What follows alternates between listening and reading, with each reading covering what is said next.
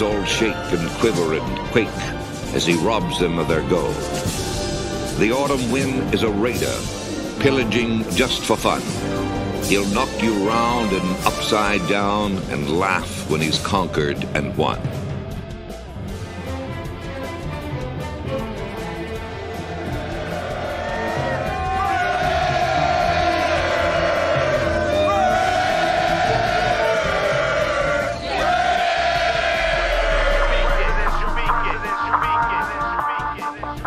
And I approve this message. Oakland Raiders, Oakland Raiders, Oakland Raiders. Just win, baby, win, baby, win, baby. We are the Oakland Raiders, Oakland Raiders, Oakland Raiders. Just win, baby, win, baby, win, baby. Don't need no invitation. We are that Raider Nation. We rock that black and silver. We make them shake and shiver. We make them reconsider. And we still committed. So if you want a piece of this, you can come and get it. Touchdown, touchdown. Let's throw a bomb on first down. Let's throw a bomb on every down. First we score, then we clown. Having fun, look around. Nobody loud as a Raider crowd. Nobody proud as a Raider crowd. NFL, how you like me now? We gon' do this open style. Nothing but action. I'm Bo Jackson. Hit the hole, run you over. Goal line, jumping over. Going crazy, lose your soul. What up, everybody? What up? What's up? What's up? How you doing? How you doing? How you doing? Chilling. What's up? Chilling? Yeah. Yes, sir. Now you muted yourself Yeah, you muted yourself. instead of turning off the rock music. I know. I like it though. Leave it on. It's just a little loud. Kind of loud. Yeah. A little loud.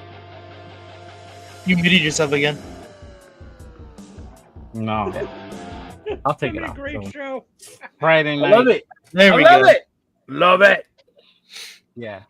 No, it was funny because I popped on and the first thing I saw was that shit. That picture from the AI picture that created us or whatever. Yeah. I still don't know why I made you a woman, man. That's crazy. I don't know. Change your And then I color. remember the background we have right here also behind us is AI also, huh? Yeah, it is. It says Las Sauce Raiders. That's how I didn't realize it until I read it. I was Las like, why does it Raiders. say Lost Sauce Raiders? And then Inject. 29. 29-18 is crazy. That's the next time we're going to win a Super Bowl. That's what it is right there. Probably. That was a future. There you In go. 29-18, bro. That's what's going to happen. Yeah, that's what it's going to be. Yeah. Oh, Jeff, I didn't adjust the ticker. So, yeah. The name of the channel is 401 Jeff Raider. That's fine. Leave it. They'll Just still leave it? find it, I'm sure. Okay, I'll adjust it for the next time. But yeah, but anyway, welcome everybody. Welcome to another Wednesday of the motherfucking Raider Connection.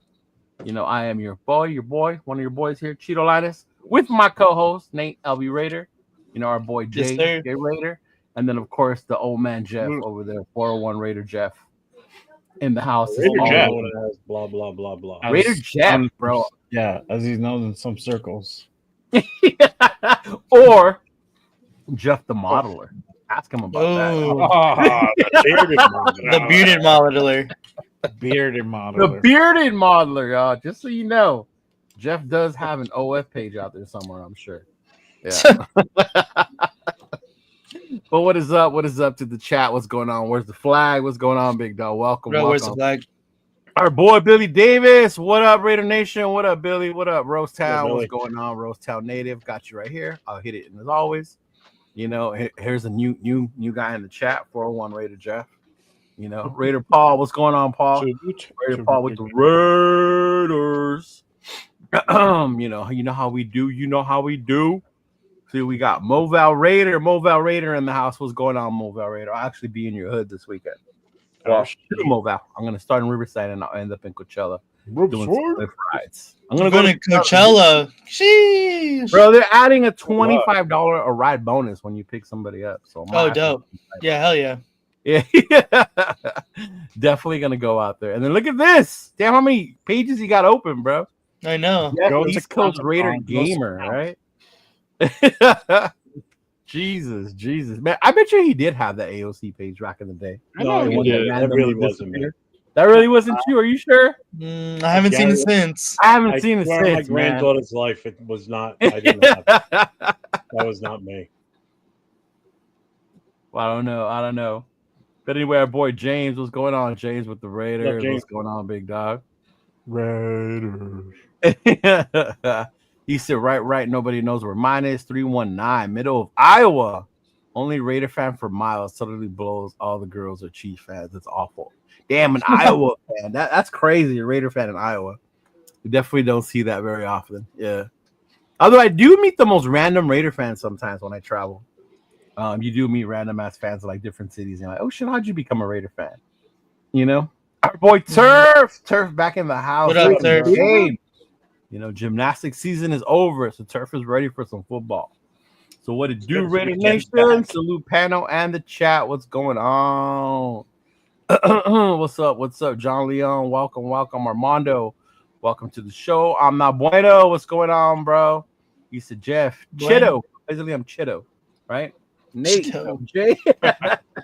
Did you hear how my Siri talked You're now from now Says on. You're your gonna name. call Chitto. Jeff got to pay people to watch his OnlyFans. That's why I got an extra That's YouTube funny. channel. I got to get that Right. one monetized so I can pay for my OnlyFans people.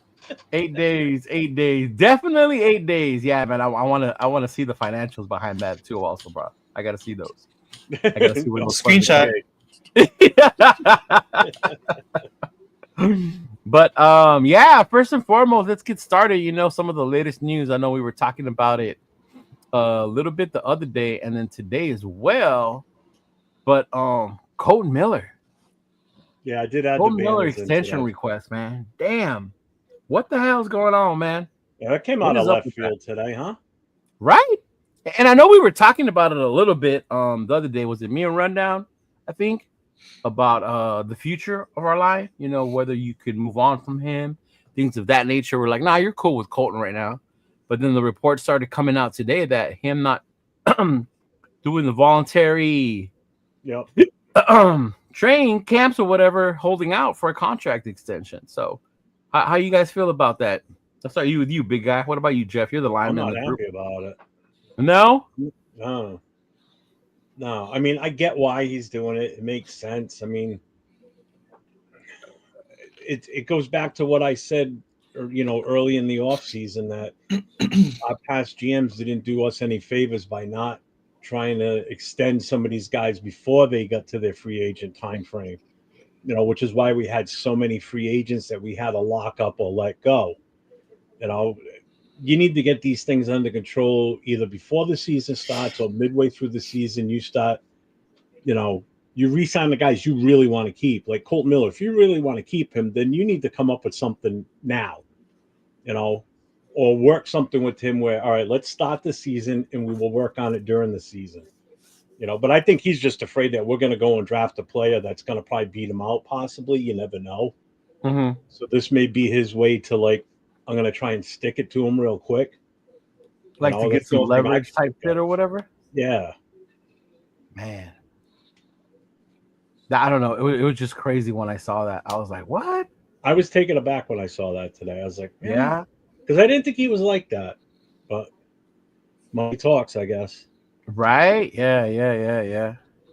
So that's crazy. So Raiders left tackle Colt Miller is not currently participating in the voluntary offseason program as he seeks a contract extension. What about you, Nate? How you feel about that? Yeah, I mean, I understand it. You're going into your last season on your contract. I get it. That's when most people do it anyway. But to be honest, it's going to be a little bit difficult to give him the money that he's probably going to be asking for. If we get him for a little bit cheaper, I mean, obviously, let's go for it. But he's going to want starting left tackle type money. He's been obviously probably our best offensive lineman for a good number of years now. So he's going to want to continue that kind of pay grade. It's just he's not up to that caliber anymore, I don't think, especially after a couple of injury-plagued seasons. He didn't have the greatest season last year. He was obviously available in there, but it's it's going to be hard to give him the money, definitely, that he's going to be asking for.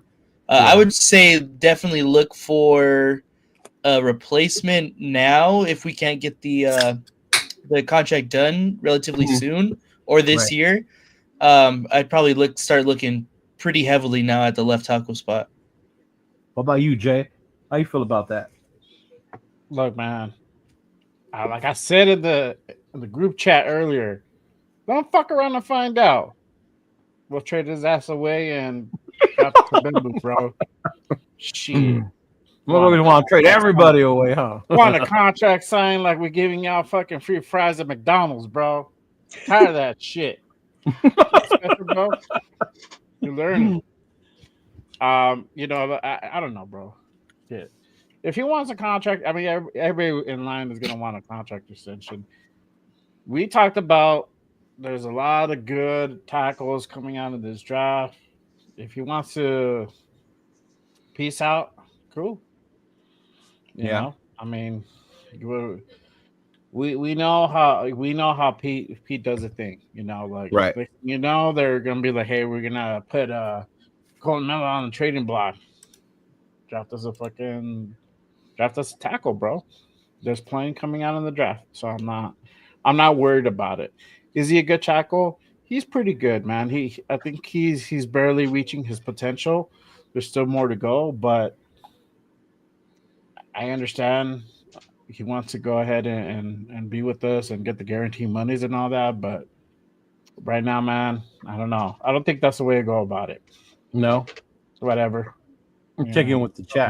I know Turf. I know how Turf feels. He shared this before. Like, you should have gotten rid of him years ago after that first injury.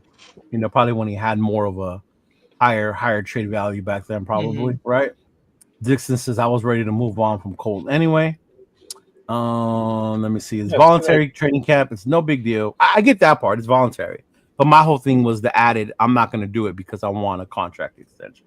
Yeah. That's the thing. Like, that's some shit we could have said 2 months ago before we got to this point, right?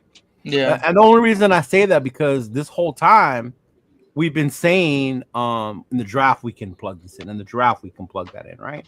Whether it's running back, when we lost Jack Jones, corner became another need. We could need a receiver. Linebacker became a huge need when Spillane and Diablo left, right? And now with Miller, if we do end up, sending him away or something like that, now you're adding left tackle to that list, right? And we only have 11 picks, right? Only three in the top 3 rounds. I mean, a lot of the other ones are in the later rounds. So I get you can always look and get in the draft, but my whole thing was like, we're not going to be able to fill every fucking need in this draft, right? You might be able to. I look at it this way. I look at it this way too. If he would have said something at the beginning of free agency, then we could have pushed for a left tackle in free agency. Right. Yeah, you could have pushed for one or. And until today, we were only looking to possibly pull a guard out of this draft. Now we got to seriously consider, do we need to shift gears and seriously think about taking a left tackle when we really didn't have that definite need for it? Maybe for the future where you could have grabbed one later on in the draft. Now we got to seriously think about grabbing one that could potentially come in and start right now. Right. If we unload Colton right now. Right. So is Colton's request now? Is Colton's request not reasonable? I mean, he does have 1 more year, right? He's due for 2026. Yeah, he's a free agent at the end of next season. Is he, or would you say he is top left tackle in the NFL that requires that amount to be paid based on how much they make? Or is it one of those things where you think the team should be like, show me how you do this here, and then we'll give you your extension type shit? Or it's the position in general is what it really comes down to. The value, right? Yeah, I mean, that's not a position that just grows on trees where you can just go, we'll just get one later on. Unless you've got a bona fide talent coming out in the draft or you get one in free agency or through a trade, you just can't go to the local Stop and Shop and pick up, or a supermarket and pick up a left tackle. Right. Just like you can't go and grab, a top quarterback in the NFL. The same way, you gotta get somebody that is going to fit that need or going to fill that need. Left tackle's a tough one. That's why teams pay the amount of money they do for left tackles, because they're so fucking valuable. You know, if it was a left-handed quarterback, that'd be different. Right. It is different in that sense, and I think that's what it comes down to is that position, right? And are we in a position to offer him an extension? You know what that would look like. Is he really not asking? Are we just assuming he's asking for top left tackle money, or because he is on his last year, he just wants some guarantee that he is covered? You know, say he does go down this year again or whatever. You know how NFL contracts work. There's nothing guaranteed next season. If that does happen, he's kind of like on your contract year. He's been on and with us for what now? 7 years? 7? Going on the 7th, I believe it was. Going on the 7th year? Yeah. So, you know, has he earned that extension with the Raiders? New regime, right? None of the dudes were here before. So, it depends on what type of value Pete Carroll puts on that position and on him through what he's seen through him through the years, minus the injuries. Like, obviously, you got to look at what he was like when he was playing, 100%. Yeah, and you could tell in the beginning of the year he was hurt. You could tell because there was definitely a huge thing, something going on with him that wasn't right? People who didn't like him to begin with made it even bigger known that he was playing like shit. And then once his shoulder got better, you could see the improvement and him starting to solidify himself along with the rest of the offensive line, right? Yeah. Oh, my bad, Armando. I meant 9. I said 11. I've been following Jeff's mocks. Jeff has gone from like 11 picks to 20 picks, bro. Mock draft in like a month. Make it seem like I do one every day. And then Raider Shield, he goes, yes, a red Raider lid. Yes, sir. Yes, they come in all colors, shapes, and sizes. And I only do the red one. I honestly made this red one because I wear a lot of Jordans. So I have a lot of red and white, red and black Jordans. So it's match with my shoes. Yeah. And it's not because I'm gang affiliated or anything like that, yo. So it ain't because of that. Trust me. Rundown. I'm not feeling this news, but everyone has to remember Membu has never played left tackle, only right tackle. So the only solution would be getting Will Campbell. And that's why I bring it up where it's concerning to me because now with that 6th pick with this news, maybe you do look more into getting that left tackle at that top spot, to solidify that offensive line, help Geno, help solidify that line, and still get a running back later in the draft. Yeah. Mm-hmm. Yeah, I mean that's just crazy. He said, "Leo, sell me that hat." Hey, Rosetown, if you're going to one of the events, let me know. I could definitely have one made for you, and you can buy one off of me, dog. Got you. There's no reason to worry about Colton Miller unless it's actually training camp. No, and I get that. I understand it's voluntary. I'm not saying the fact that he's not participating. It's the added part to it is why I'm not participating. All right, that's where the issue comes in. Mm-hmm. Is Roman Reigns a Raider fan too? Yes, he is. He's a Niner fan, right? He's a Niner fan. Him and the Usos are from the Bay Area, so they're probably actually Niner fans. But because they're in Vegas, they're giving Raider jersey. Even EO Sky, they gave her a Raider jersey, which was dope. I posted that on my page the other day. Yeah. Mm-hmm. But yeah, man, that you said Leo gangbang. Man, I'm not a gangbanger. I watch Star Wars and play Xbox. I am not a gangbanger. Oh man. But yeah, man, it was just interesting to me to see that come out today. You remind me of a guy that'd be on the side of the fight, hyping up the guy that's getting his ass whooped. Who? You.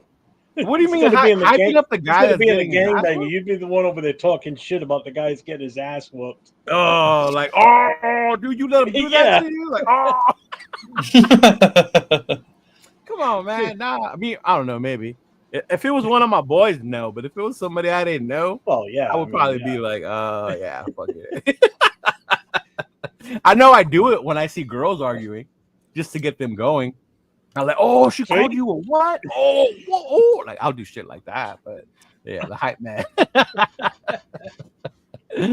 yeah, man, that definitely threw a wrench into the already we don't know what can actually happen, even though everyone says it's genty, as far as when the draft coming up. Another thing that came up that I wanted to talk about, and I'm glad you made this, thank you so much, was Ramsey, right? Jalen Ramsey and Tyreek Hill. Definitely they're not happy. I know I heard even further today that Ramsey and both the Miami Dolphins are ready to move on from each other, even though he did just get that contract not so long ago. The amount that's owed to him this year is $21 million. He already got $4 million of his roster bonus. Yep. So the remaining amount would be 21 million, right? Jay, you was mad active in the chat yesterday, talking about hell no. So now that we're live, bro, give me your feels and your thoughts, bro. Why we should stay away from Ramsey? Fuck that, bro. I'm not giving up fucking top draft capital for Jalen Ramsey, bro. You're tripping, man. But we didn't say top. We said 5th, 6th rounder. I wouldn't go any more past 6. That's even a stretch for me. I mean, me and Run talked about it with Farrell on Saturday. I think we need to fill 6 positions, bro. It's fucking insane. Right. We only have 9 draft picks. That's assuming that at some point in the draft we get some more by trading back, trading up. I don't know, but I mean, there's 2 sides to it. So you can trade away a 6 and pay that 21 million. He's probably going to want an extension with that. I don't know how team friendly it would be. Probably not much, but I mean, you do bolster up your defense with that. It's an immediate thing. You do. Mm-hmm. Yeah. But on the flip side, you're giving up draft capital. And right now we definitely need some. So we don't know if Spytek and Carroll are gonna really give away the 6th pick. We'll talk about that in just a bit. But I mean, that's where we at right now. Yeah. It's a steep price. We have roughly about 40 million left on the cap. So I don't know. How about you, Nate? I'm not feeling it. You're not feeling it? I'm not really feeling it. But I love Jalen Ramsey. I don't get it twisted. Nate's kind of MIA in the chats and everything, so I want to hear what Nate's got to say. If it's a 6, if we're only giving up a 6, I'm 5th. I'm taking at worst a 5th. Right. At worst. If it's a 5th, and we can, they can eat some of that contract, and we don't have to take on the full 20 mil. I'm doing it immediately. Jalen Ramsey makes that. Exactly, but if they're taking on some of the cap and we don't have to eat the 20 mil, I'm doing it immediately for a 5th round pick. He makes your defensive back position, which we just lost Jack Jones, immediately better. And if it's for a 5th, Jalen Ramsey is definitely worth it. As far as the Tyreek Hill, I know we haven't really touched on that, but it's Ramsey and Hill. I'm not trading anything for Tyreek Hill. As much as I would like that kind of player on our team, his talent, I'm not trading anything for Tyreek Hill. I think he's going to be too many problems in Las Vegas. And as much as I would like him, like I said, I'm not trading anything for him. Could you imagine if we did the Tyreek Hill thing, and then when we play KC, what a big deal they would fucking make it even more? Oh yeah, big time, big time. Yeah. Oh man. Right. No. What about you, Jeff? Go ahead, Jeff. I think they're both pipe dreams, to be honest with you. Ramsey, if we were to get him, I'd go so far as a 5th rounder, but that ain't gonna happen.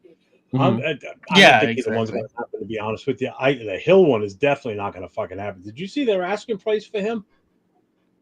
For Hill? Oh yeah. I've seen it. 2 first rounders. Absolutely not. Absolutely I don't give a shit. Hell no. I don't care if he comes with a fucking 2 first rounders.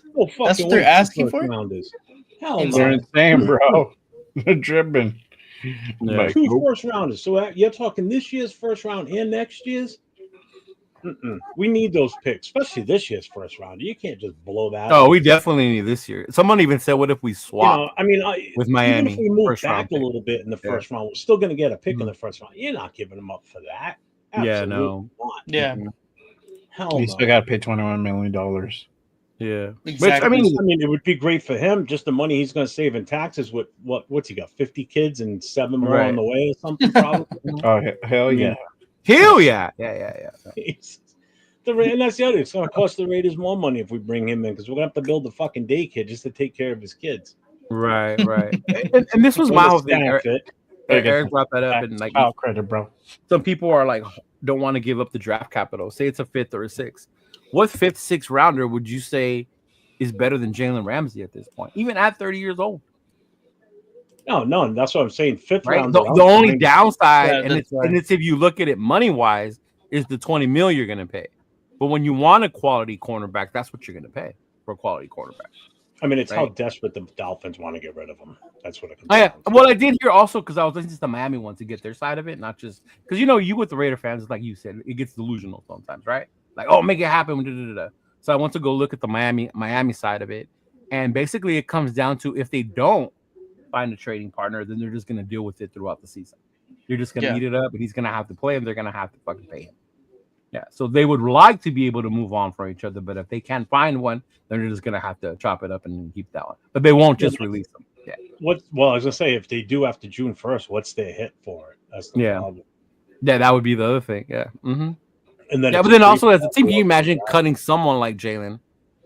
And even though you do want to move on from him, knowing there's still value to him, right? Yeah. And the only way I could see them eating some of the cap would be depending if you make it a higher priority pick. That would be the only way. Because that was how we got the Jets to eat the cap, right? Was because we made it a third round pick. Right. Mm-hmm. Nope. Yeah. Nope. So that would be the only way you make them do that. But I ain't going any higher than a fifth. Steven Chavez, what's up? What's going on? Shout out I'm gonna tell you this. I mean, Miami, I think is needing cap space. That's why they're offloading these guys. Yeah. So they're offloading these. They're in no way going to take. They're not going to eat the cap. That's kind of productive for them. So they're just they're like you're trading. You take on the salary, and then that's it. That's why you can do possibly like a 6th round pick and take on all of his salary, because at that point it's worth it. They get something out of it. They get 2 things out of it. They're getting a draft pick and they're offloading cap space, which is if we do it for a 5th or a 6th and we pay him, I would not. They're not going to take a 6th. That'd be an insult. I think they would take that as an insult. But, I mean, they wouldn't. They wouldn't. $21 million of the salary. They free up the $21 million. Yeah, they're freeing up $21 million over the cap space, so it's worth it. Yeah, I still see them. I think they'll jump at a 5th. I don't think they'll. I think they might be. That's what I'm saying. But even if it's a 5th, I'll be happy with the 5th. Yeah. Oh, I hope it is a 5th. I don't want to give any higher than that. Any higher than that, then it would be a little more like, oh damn, okay. But I mean, but at the same time, it's like it makes sense. I talked about it yesterday with Run when he showed the depth chart. Our fucking cornerback situation is pretty fucking sad, bro. Right? It's pretty fucking sad once you get past Ja'Cory and Bennett. Like, who else do we really have, or we're hoping that's going to be the cornerback side? I'm not even talking about the safeties. Right, you got Chin, you got Palma, all that shit. Like, that's different. I'm talking about just the corner position itself. Right? And that goes back to what we're saying. You could draft one. We just talked about Miller earlier. You can draft one. Running back, you can draft. It seems like everything we're trying to draft in this draft. Yeah. Right? Hoping that they're all going to be first round quality type players, even in the 4th, 5th, 6th, 7th round. Yeah. Well, that's why I said 2nd or 5th is the meat and potatoes. If you get a corner in the 2nd, you can get another one in the 4th, and you. But even getting one in the 4th doesn't mean he's a good one. Look at who we got last year in the 4th. I mean, I got one in the 3rd, and it was pretty. That dude sounded pretty good. I mean, right, but it didn't sound good. That's what I'm saying. One thing is sounding. Yeah, you're talking about getting a guy that's going to roll in here and start right away. Though. I know we ain't saying about no 3rd. We're talking about 5th, right? 5th round. Oh no, I'm not getting a guy in 5th. Everything in the 5th is not high quality. Because remember, even in the draft, it's your 1st, 2nd, and 3rd round picks that you want to hit.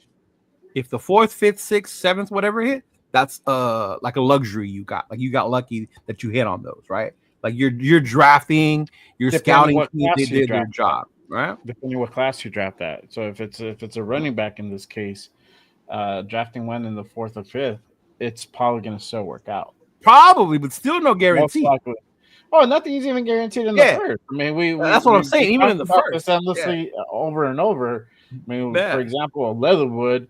I'm not even going to name the other quarterback. That one quarterback who didn't work out and give everybody trauma. But it don't matter what round that you dropped him at. Yeah, I mean, but even that quarterback, if we think about it and you look more into it, the Raiders didn't do their homework fully on him. He was projected to be number 1 by everyone, but they say had the Raiders did their homework on him more in depth, they would have found out that stuff about him in Louisiana. But no, man, yeah, I get it. It'll be interesting to see what happens. It's just with the corner situation, with the linebacker, it's crazy to see how much we really need and how we're gonna go ahead and plug it and fix it up moving forward right now with this offseason. Otani, home run, baby. Thank you, Bueno, for keeping us updated. Yeah. Come on, Nate. Smile. We don't need Jeremy. We don't need Ramsey. We got Jeremy Chin. Different position, bro. Different position. Yeah, safety. Yeah, it's a different position. It's not talking about one replacing the other, but I get you. Yeah. He said he'll give, man, he's been giving up on his team all off season, bro. I want to be here. I don't. I want to be here. I don't. So, yeah. I get it, though. I get it. So, but yeah, I mean, it's interesting to see how that plays out. You know, what it's going to do. Next thing would be the player visits. A lot of the Raiders had their top 30. A lot of them happened. I found out one of the ways they did it recently was instead of having them, I guess, come in and train, they took them to play Topgolf. Yeah, I saw that. I've seen that. Yeah, they took them to play Topgolf, which I thought was actually pretty cool, creative idea when you think about it, because you see motherfuckers' competitive sides, right? When you start to do some shit like that, right? Like you can imagine even us four. If us four went to like a Topgolf or an arcade or some shit, we would start getting competitive with each other to see who was the best. Mm-hmm. So you can just imagine what those athletes were gonna do. Yeah, but it was cool to see all the visits they had. You know, interesting the names they brought in. Any of the names stood out to you? You got excited about when you saw that they did come through? It's the norm at this time of year. You know, leading up to the draft. I mean, I don't think it was anything like, oh my God, he showed up. You know, I mean, they're going to do their due diligence. They're going to bring everybody in that's considered a top 30 player that's going to be at the draft day one. You know, and they got to interview these kids and see what they're all about and do background checks, the whole 9 yards. You know, I mean, this is a major investment for an NFL team. You can't fuck this up. And God knows we fucked it up in the past, you know.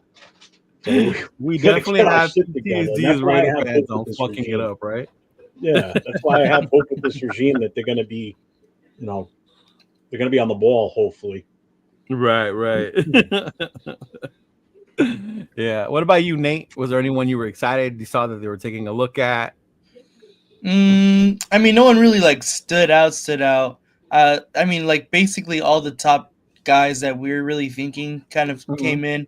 So no one really like stood out. Anybody maybe you said, oh, hell no, not him?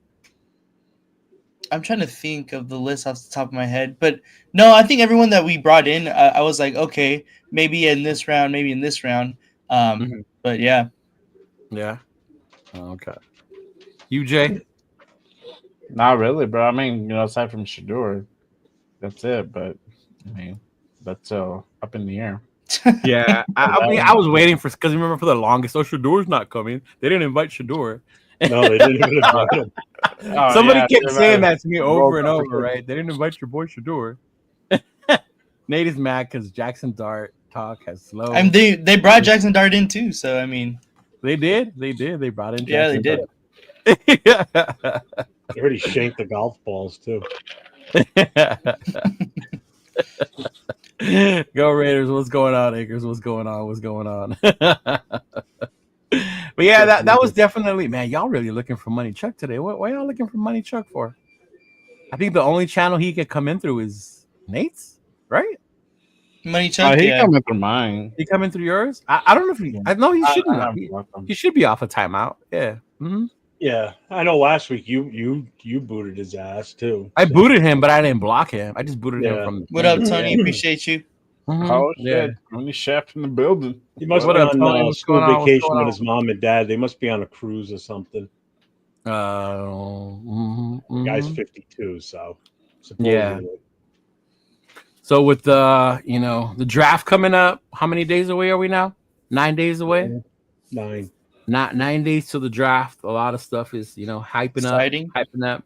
Did y'all see the letter or the little signature thing Genty wrote to the NFL? No. I have not actually. No, damn! I should have saved it. Did I save it? Fuck! I should have saved it. But basically, he had said the game is called tackle football, right? So why not draft the guy they can't tackle? And then it just signed his signature, Ashton Genty. I was like, oh shit, okay, all right. I like it. You know, I feel it. I feel it. So, you know, everyone in their mama, as far as the experts goes, how's this taking Genty? You know, Genty's the guy. Genty's the pick. 4 weeks ago, they were still on Shador. Now they're everybody's on fucking Genty. Right. You know, and I mean, we've said it here. You guys, I think most of us are in agreement. There's plenty of running backs in this draft, right? Yeah. So Genty, I guess, to us as fans, is not ideal. All right. We can use that pick at a higher value, as Jeff has said before, when I've argued taking Shador at a quarterback, right? Even with Geno here now, even less reason do we really need to take one at 6. So I understand the running back thing as well. But if they do come through and Genty is the pick, how would you guys feel about that? I seen it. That's hilarious. Genty, honestly, I like Genty a lot. I've said it multiple times. Like, it's not that I don't like Genty. Like, I like him a lot. I've said it before. He should have probably won the Heisman. But it's just like you were saying, Leo, there's a ton of running backs. I just think that the value for, especially now, we're going to probably need a corner. We're going to probably need a left tackle now. Like, there's places and positions that are not as deep as a running back position that are more of need that the Raiders need.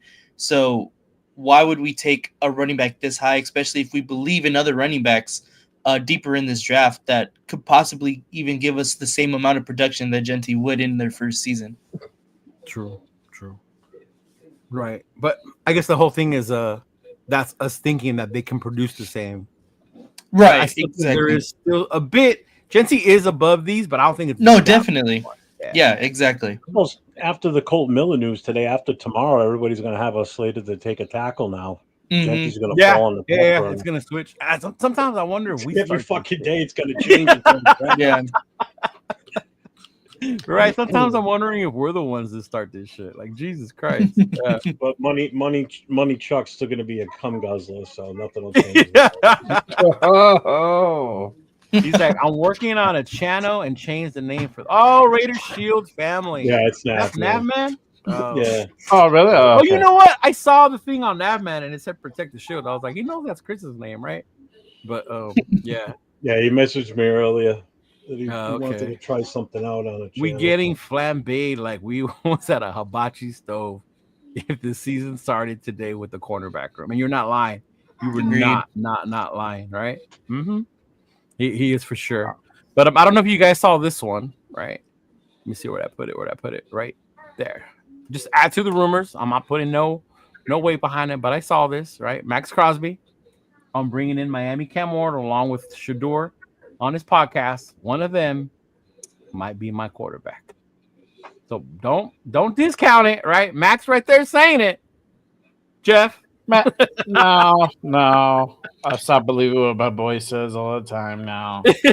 Yeah, bro. But yeah, he had them on the show. Obviously, he had them on the show. As mad respect for them. So yeah. And shout out real quick to Nate on his reviews of the Gruden quarterback shows. Yeah, man. Dope. If you have not seen those videos, run over to Nate's channel, check them out. It's pretty cool the way he breaks it down, does his commentary to go alongside with Gruden going over these quarterbacks. That was pretty dope, Nate. I like that. Bro, those have been so much fun doing it too. I thought you would laugh at certain parts, bro. You never laugh. I don't know how he doesn't, honestly. Yeah. I know. I was like, I don't know how he does it. I was like, dude, I would be like dying laughing. I know. Yeah. I would be on the camera on the side and like fucking busting my ass, bro. Right? Like that would be the I like this one. Yeah. Here's the other one. I know you're not gonna like this one, but I don't believe in this one either, so I don't like it either. But here's another one I saw. It was Colorado head coach Deion Sanders likes the idea of both his sons, Shador and Shiloh, I'm playing for the Raiders. Now I'm sure my boy Rundown's gonna have something to say about this on the chat. I am all for Shador, but Shiloh can. Yeah, no, bro. I'm good. Mm-hmm. I'm good on Shiloh. Yeah. Yeah, definitely good we on know where Shiloh. the talent really went. Yeah, definitely on that one. Yeah, and then let me see if I can find the other one to see how you guys feel about that one. Where'd it go? The one with is he here? No. Oh, I'll look for it right now. But anyway, basically, it was the one about Travis Hunter, and I talked about it yesterday. Was Run, and Travis Hunter basically saying ultimatum. Well, I said ultimatum, all right? Well, but he did say that. To me. Oh, that's right. You were the one who had the big things to say. What the fuck? Why can I not point that way? Wrong way. Other way. Fuck you too. Put me on. This guy. Yeah, there you go. This guy had a lot to say in the chat about it, so we'll bring it up backwards, bro. For those of you who hadn't seen, Travis Hunter stated that if a team that drafted him was to limit his play on other side of the ball, that he would stop playing football. Basically saying he wants to play both sides of the ball. He's done it his whole career. He wants to continue to do that in the NFL. And obviously people have the reactions to that. So Jeff, yeah, man, I saw you in the chat here. So you had some pretty harsh things to say about that, big dog. What did you say? It's like, I look at it this way. Number one, if you're trying to move away from being a top pick in the draft, well, you're going to do it by doing that, by coming out with that statement, because now you're going to get people second guessing. Am I going to waste a first round pick on this kid if he's going to just easily walk away, and just survive off the NIL money he's made and whatever endorsements he's going to have coming?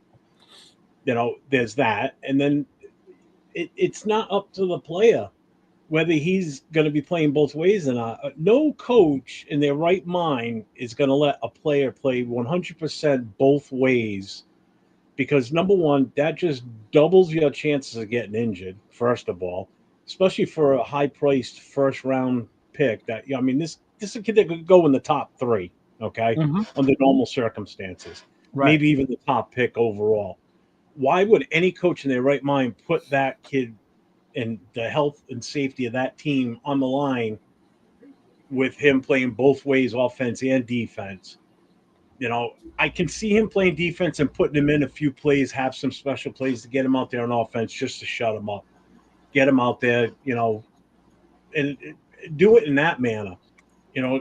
Don't have him play both ways the entire game. That's ridiculous. This isn't high school, where high school teams, you have to do that in some cases because, let's face it, it's either Johnny Superstars playing quarterback and secondary, or he's playing quarterback and Johnny Four Eyes picking his nose on the sidelines playing secondary just because we can't play both ways in high school. That's different, a completely different situation. But in the pros, man, I think that's crazy. I think it's absolutely ludicrous to sit there and demand that I want to play both ways or I'm not playing. Okay, well, guess what? I'm not picking you. I wouldn't pick him if he said that. And if because how do you know he's for real or not? You going to take that chance with a first round pick? What? I'm the coach. I picked this guy, and all of a sudden he decides he's not going to. Now what? Now who's on the hook for it? Me, the coach. The owner's going to be pissed because you just wasted a first round pick. Right. Fuck that. That's a can of worms I want no part of. I'm sorry. Right. So you think he said that so Tennessee won't pick him? It's possible. Yeah. It's definitely possible if he wants to go to a team that's a possible. Yeah, but what everybody's picking in the top 10 for a reason. It's not because they traded into that pick. They're all not right. So, yeah. If he's looking to make it into the 20s by saying that, 20s, I don't think he wants to go there. But yeah, Jesus Christ. But right. I just think it's crazy this is a totally different NFL now. It is. It is a different NFL. It is. Yeah. How about you, Jay? How you think about what he said? I agree with Jeff and in some capacity. Not all the way where I feel like his stock is gonna plummet like that. Yeah, I don't think it's gonna plummet, but still, bro. Travis Hunter is a very damn talented fucking football player. Yeah, he is. Should he play Full time on both sides of the ball? No. It's just to be realistic. No, I don't think. I think he's saying that because he doesn't know the speed, the intensity of the game at the professional level. It's a totally different beast. So, I think once he gets here and really starts experiencing it through like practice, preseason, and then when he finally gets in the games, his tune is definitely going to change. He's not going to be like, "Well, I want to continue to play both sides of the ball." No, it's like, can you really do that, bro? I mean, these guys sometimes they run a know how to offense. You're out there for long periods of time. You maybe you get lucky, you stop them, or you give up a field goal, a touchdown, whatever, and then you got to get back on the field. Like, really, realistically, I don't think you can do it, man. I mean, but I something more realistic would be having come out for certain packages. You know, On the he has offense. to, on the offensive side. I mean, he has to understand that part. You know, it's part of the game, man. So I think his tune will change. I think he's just saying that because he's not here yet. He thinks it's going to be the same caliber speed. It's going to be the same thing as in college, and he feels like he can do both, but it's not it. And not even I don't even think our guys C Dub would even be able to do it like that full time on both sides of the ball. What happened, Nate? He made it to my channel, but then Jeff deleted it. Not for long enough. I've seen it. He's that's the second or third time he says that he's waiting for someone to give him attention. Yeah. He forgets we're all moderators on each other's channels, so. Yeah. Oh, are you really? Oh, see, there you go. He's fucked anyway. What up, Gabe? What up, Gabe? Welcome, Raider Ryan. I just saw him post and I saw the little link, so I'm like, he's either going to be on Nate's or Jay's, so fuck off. Red Ryan. What about you, Nate? You're the young buck. Yeah. The fact that you said, Jeff, you're not going to take him at 6 is absolutely fucking insane. Honestly, that is wild. You're the head coach of this team. You're going to put your job on the line, or you're the GM. You're going to put your job on the line. Fucking because of my job will be on the line too, knowing that I passed on him. Yep, I do not care. I agree that we shouldn't probably, if we do pick him or wherever he goes, he shouldn't play 100% of the snaps every on both sides of the ball. That's just so stupid. But I also agree with what Jay is saying as well. Like, it's because he doesn't understand the intensity and how different the game is from college to the NFL. So what I'm telling him is, you are absolutely 100% playing both sides of the ball in preseason, in training camp, in OTAs. You can learn everything on both sides of the ball. Learn everything. Do as much as you possibly can without getting hurt. And then he'll realize, you know what, maybe I can do this. But the upside of it is he learns everything on offense. He learns everything on defense. So if we do implement and use him wherever, he's going to be on top of it. He's going to be able to know all the signals, all the terminology, everything. And we don't have to play him 100% of the time. Right. I honestly, to me, I would play him a lot more than probably a couple of different plays. Like I think he has the capability of being a really good defensive back and a really good receiver. So to me, I'm playing him a lot, but not 100%. Definitely not 100%. I would play him 100% on defense. Like that's where I would put him in his full-time spot. Would be as a defensive back, because I think he's better there. Agreed. I mean, I get what you're saying. I would tell him, well, do the old, crossing your fingers behind your back as you're telling him this. Oh, you'll play both ways all the time. No problem. Walk him in the door, get him under contract. Now you're mine. So, no, you're not going to play 100. Hey, walk away from that. You lose all your money. Hey, just have him go out there. Yeah, we're going to play 100% of the time. Have him be decoy all the time. Exactly. He's not the first read. I'm gonna treat that organization with him like I'm the mafia boss, and you're just a plebe, and you're gonna do what I say. I'm sorry. I'm not putting my reputation and my job on the line for you, kid, just because you think you can do it. Well, here's my whole thing behind it, and I'll tell you this: he's gonna get primarily drafted as a corner. I think we talked about these yesterday with Rundown. That's his strength. Fucking great corner, right? Receivers at it. If you watched him at Colorado, and this is for people who actually watched the games, you will recall. He played both sides, but he wasn't on the field 100% of the time. Yeah, he was a part of their offense, yes, because they didn't have a fucking running game. They didn't have much to give Shador, right, other than Travis, right? So he was, and he did play both. He's going to get drafted as a corner. Corners get paid less than receivers. In order for a corner, for someone like him to want more money eventually when that comes up, it does say I'm more than just a corner, so you got to pay me more if I'm playing both sides of the ball. Now, will he play 100%? I don't think so, right? I don't think he can. But I would not limit him knowing his ability as a receiver. See, as a corner, he could come in right now, start. No problem. Probably be one of the best ones in the NFL. If he was to come in straight as a receiver, dude's going to need work. He's going to need more ass behind him, right? Because then you got bigger corners in the NFL that might be able to lock and shut him down. So that's going to be a bit of a learning process for him. I'm not saying he can't do it, all right? But what I'm saying is that's going to be more of a learning curve than I guess playing corner would be for him.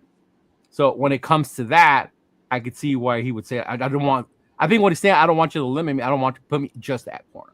At the same time, I don't think he's saying I want to do 100% of the time. Both. It goes back to what you were saying, packages, right? You put him in on certain packages. You put him in. You brought up Seawood. Seawood was great, but even Travis played more offense in college than Seawood, right? Yeah. I mean, but damn it, to me, he's an amazing quarterback. I would not pass on him if he was there at 6. No, sure. And I know some people sit there and say, "Well, Troy Brown did it for the Patriots." Yeah, because they were in. They needed him to do it. They had no choice. They had to play him back there at defensive back and still play wide receiver.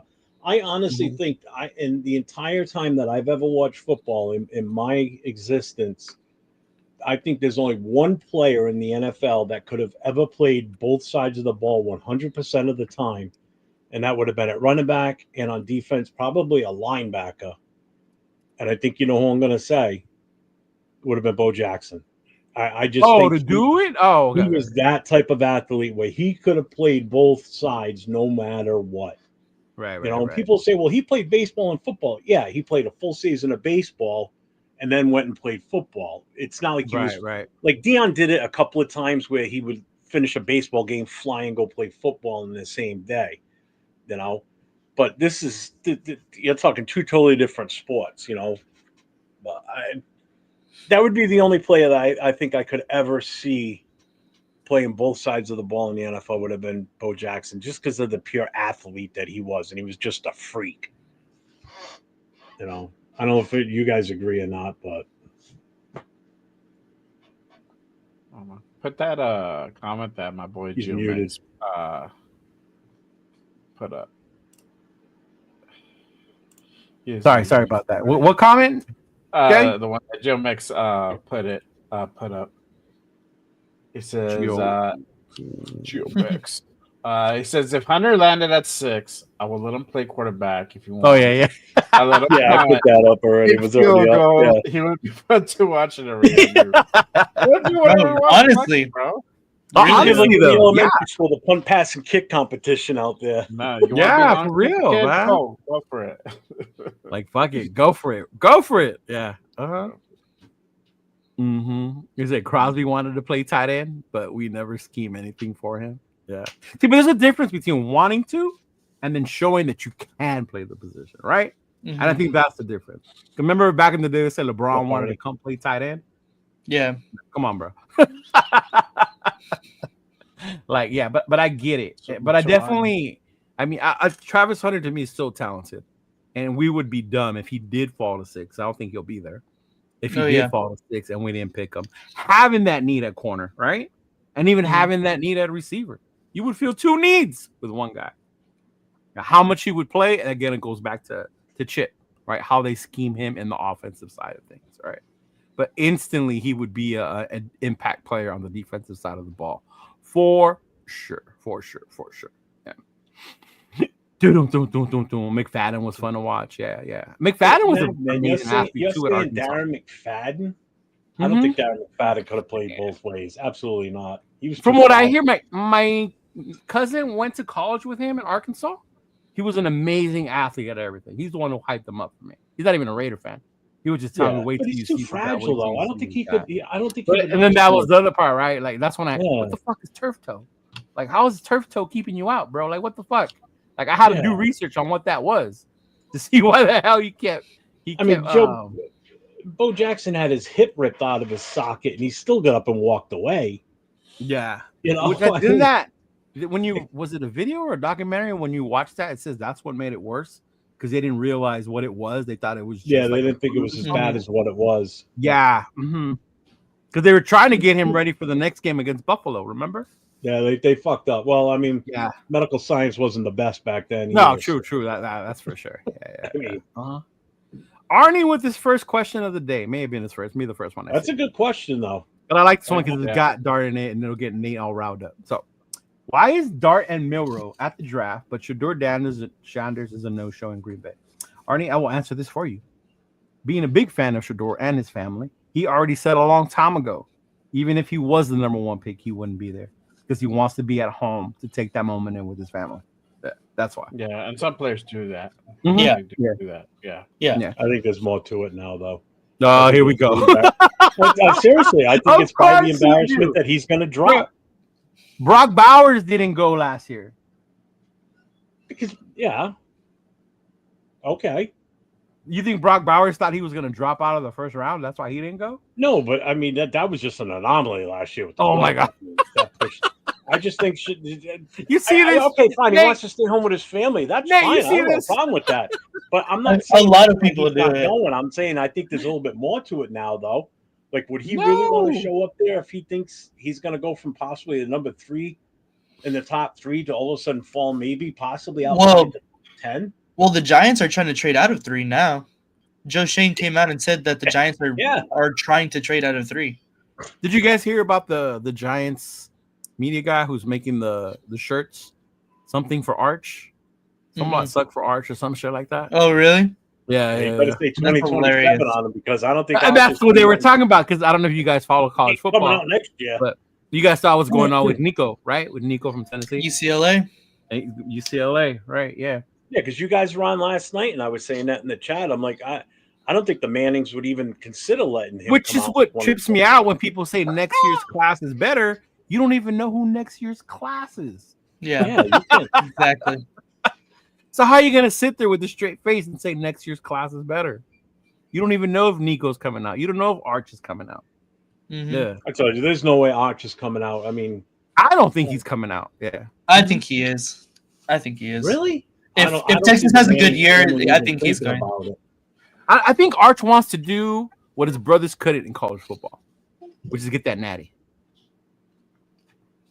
And he's at a team where he can make that run, especially now with the playoff.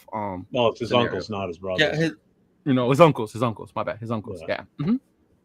But the fact that you say that they wouldn't let him go to the Giants doesn't make sense because Eli he stayed his entire career with the Giants. Yeah, he did. Oh, I'm not saying they won't let him go to the Giants. I'm just saying they're probably not going to let him enter the draft in 2026. Yeah, the draft is going to be interesting, bro. The draft. Mm-hmm. He's a LeBron James tight end in the NFL. LeBron James.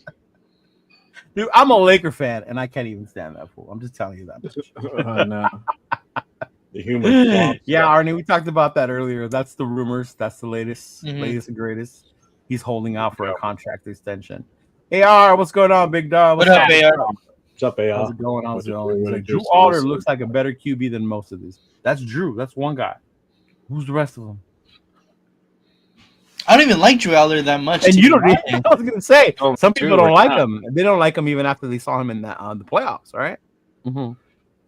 Yeah, but I mean, if you had to look at it right now, I mean, just based on what's happened with what's left, I mean, this quarterback class next year is not going to be good at all. It's like, get your quarterback this year. Remember, folks. The whole reason people say not to take one this year is because next year's is better. Next year it's supposed to be better. That was like their argument.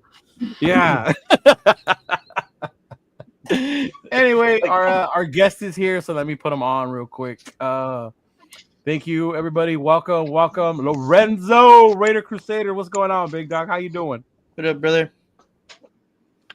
What's the deal? What's up, man? Put him in the middle, bro. Put him in the middle. Got you. Yeah, make him the meat to the sandwich. Ah. Yo. I guess. You there? Can you hear us? Hear us, brother? Oh, you can't hear us. I'm not sure if you guys can hear me or not, but I can't. Yeah, we can hear you. I got you. Yeah, we can hear you. You can't hear us?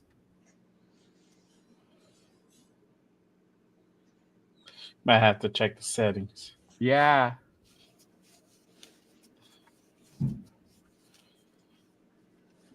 Hey, really quick, let me go ahead and get the super out the way. Yeah, get it. Shout out to our guy, Raider Shield family, aka Nav Man.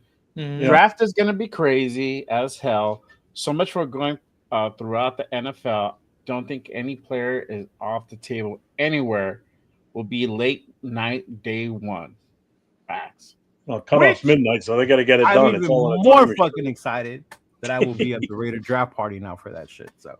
Oh, you know for sure. Yeah, I'm going for sure. Yeah. Nice. Mm-hmm. Thanks, Nav, man. Well, Raider Shield family. Thanks. Well, thank you, Raider Shield family. We appreciate the $5 make you holler. Is that how you say it, Jay? $5 make you holler. What do I get for $5? Anything you want. Anything.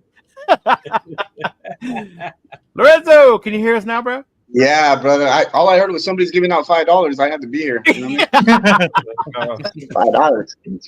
$5. What's up, man? Welcome. Those of you who don't know, this is Lorenzo from Raider Crusader. The main dude putting out this event coming up in May for the Raiders summer kickoff. Those of you who are from Cali, from around the area, know what a big deal, what a big event this is. So welcome, bro. Welcome. How you doing? Thank you, brother. How you guys? Good, chilling. Good, brother. Hey, appreciate you being on. For sure. Yeah, man. I just we're about 5 weeks away from the event, so I've been busy. I apologize for my tardiness. I kind of lost track of time. I was on a couple phone calls with some guys that we got some stuff going on for this year's event. I know we're promoting it and everything. We've been promoting it for a couple months now, but as the event, gets closer, we keep adding more stuff. People keep reaching out, players reach out, alumni reach out, and I'm on the phone with all these guys still, adding more stuff to the event. So that's what I was doing a little bit earlier. We got another alumni coming out. Jay Schrader. Jay Schrader is going to be at the event. What? So, yeah. Oh, let's go. Yeah, so he's one of our special guest alumni. I haven't even announced it because I literally just got off the phone with the person. So, we're going to be making that announcement here over the next couple of days. But yeah, this event, man, it's one of those events that if you haven't been to it, you definitely want to come out and experience it for yourself at least one time in your lifetime, or before it ends. We've been steady for 10 years now. This is year number 11, and we'd like to keep it going. Obviously, that's why we're still keeping it going for year number 11. But who knows how long, So definitely encourage people to come out and get a taste of the summer kickoff if you haven't been to it yet, for sure. Hell yeah. Damn, if I was going to be able to go, that's my birthday weekend too. Shit. Man, that's probably not going to make it out there because I live in Rhode Island on the East Coast, so I ain't making it out there. Oh, shoot. You see this, Lorenzo? This is Lorenzo Neal. I thought it was you. Never mind. It said Lorenzo Neal coach my Pop Warner team. I thought it said you coach their team. No, not Pop Warner. I coached a couple other things, but not that. But, yeah, but man, shout out to you and the hard work you're doing. I don't think a lot of people understand and realize what goes behind it. Oh yeah, and I think it's cool that you're bringing on one of the newer faces this year. You're bringing in Jeremy. Mm-hmm. Yeah. Let's talk about that. Let's talk about that for a minute because I know some people have some mixed emotions with us. Letting Trayvon go and they do. And I'm not gonna lie, he was one of the guys that I was reaching out to this year to bring him out to summer kickoff. I was hoping to be able to get that done this year with him, and then I seen that he got let go, and I was kind of disappointed. I was like, man, well, I got to, Robert Spillane was another one. We've been trying with him for the last couple of years. He had a baby, I think, the year before, so he wasn't able to attend for that reason. But, those two guys were guys that I was targeting as special guest Raiders for this year's event. And you know, one than the other. I was like, man, what am I going to do now? You know, and with this event, you know, we really have been, I guess it's become one of the events, or the event, I should say, that brings out the current players and focuses on the current players. And that has a lot to do with the timing of this event. You know, we focused, you know, in mid-May for a specific reason, and that is because we're able to bring current players out in between OTAs. You know, it's kind of like they're done with family time, because obviously we didn't make the playoffs. So, you know, family time starts, you know, then you know, they go on vacation, or they have a baby or two, or, you know, just whatever they got going on with the family.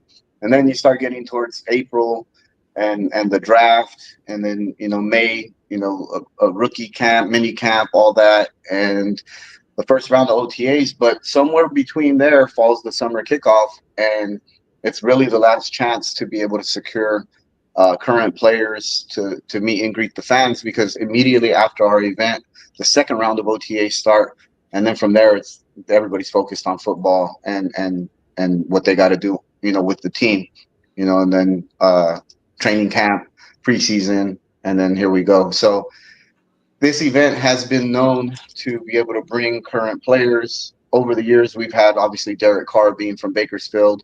You know, we had him in 2016, which was, you know, 10 years ago. Oh, that was the year. That was his year. Yeah. That was right before he went on the MVP run. And I'd like to say, you know, I'm not tooting my own horn or anything, but I'd like to say that summer kickoff gave him some motivation. You know what I mean? Seeing all the fans out there really cheering them on and stuff. You know, I'd like to think that Max Crosby, you know, he came on out to summer kickoff right before he had his monster season. So, you know, the fans being out there, really, I'd like to think that it does something for the players, and they go into the season kind of, you know, thinking of us, maybe, you know, and what they're really doing it for. I mean, don't get me wrong, I'm sure the money's good too, but you know, when it comes to summer kickoff, we encourage everyone to come out and really, you know, support the current players. We brought Hunter Renfro, Foster Moreau. We brought, you know, the kicker duo, you know, Daniel Carlson and AJ Cole. We brought them out. Oh, yeah, Carlson and Cole. Okay. Yeah. And then this year, because, you know, a lot of people are, you know, coming and going, it seems, with the new regime, we were able to secure Jeremy Chin. And I thought that was a good pickup for our team, especially for half the price, right? But he's a beast at his position. I think he's really, really good, and definitely gonna be good. Yeah, I think he's gonna be a great addition to the team. Although we haven't seen it yet, people want to get his autograph now before next season, because we may not be able to bring him out here again. You know, so I definitely encourage people to take advantage of the opportunity to meet Jeremy Chin at this year's summer kickoff event. And if nothing else, come out to the event and have a good time with everybody. Anyways, you know, it's a good time for sure. I know. Was it last year? I met Jacoby Myers, one of the dudes you had out there. Oh yeah, I forgot to mention those guys. That guy, I forgot about him. Yeah. And it was crazy seeing him, because he was on the Patriots, right? And him coming in and just talking to him, and him just saying like how crazy it was that in May out here to see this many football fans out here just to see them. Like it was crazy. And you know what, man? On that note, I don't think a lot of players coming from other teams realize what Raider Nation really is until they get here, right? They heard stories, and you hear a lot of players say, you know, I've always wanted to play for the Raiders. You know, I've heard of, you know, what it was like to be a Raider and whatnot. But until they actually experience it, that's when they realize, like, with us, the culture is so much different, and they don't get what we give anywhere else, you know, until they get to the Raiders. And so with Jeremy Chin coming this year, that's the way. What's up, Jack? That's the way I approached it. Like, we want to welcome him to the Raider Nation in true Raider fashion, you know, show him what it is to be a Raider, for sure. Yep. And just real quick, because I know people have questions about it, but the tickets, there's different tiers, right? different tiers.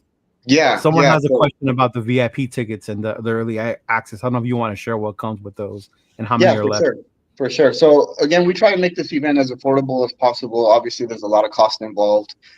It's a whole production, sound stage, the performances, the venue, just everything involved, right? But there's still costs, so we do have to charge a ticket for the event at the end of the day. But a general admission ticket is only $20.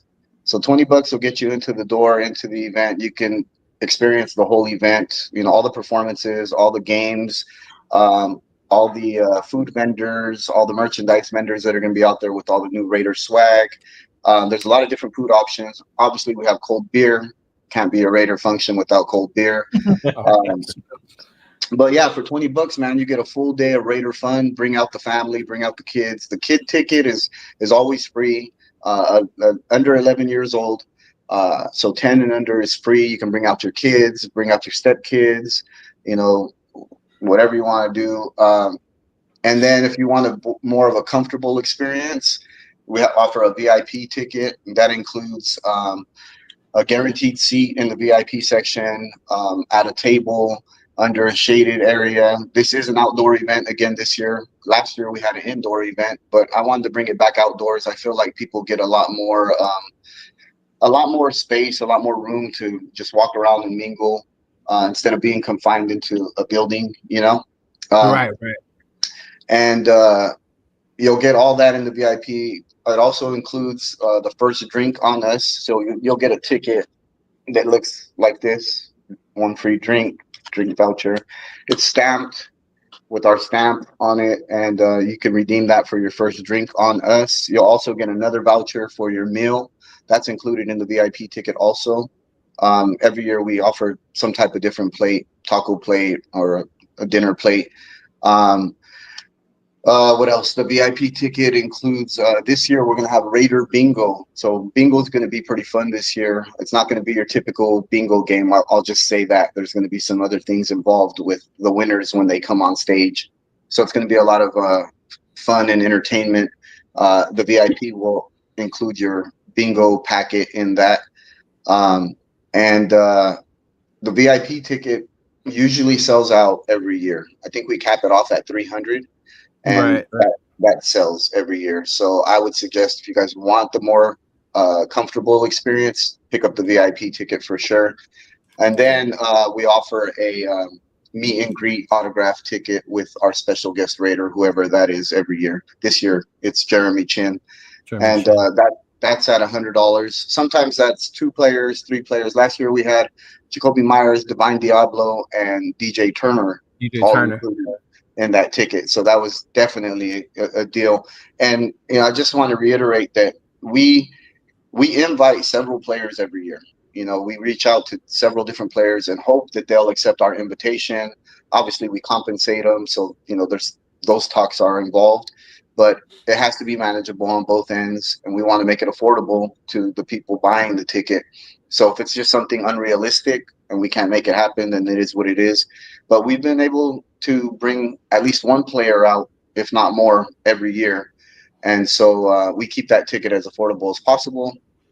And we definitely want people to get their money's worth. So this year, with it being Jeremy Chin, we decided to collab with Black Sunday. Black Sunday now, they actually reached out to us and said, hey, let's collab on a special event t-shirt. And we can include that, featuring the player. That's dope. And we can include that in the meet and greet ticket for everybody who has that ticket. And hell yeah. I was like, you know what, let's take it a step further and include like everything associated with the event. So we're going to have the performers on the t-shirt. We're going to have DJ Steph on the t-shirt.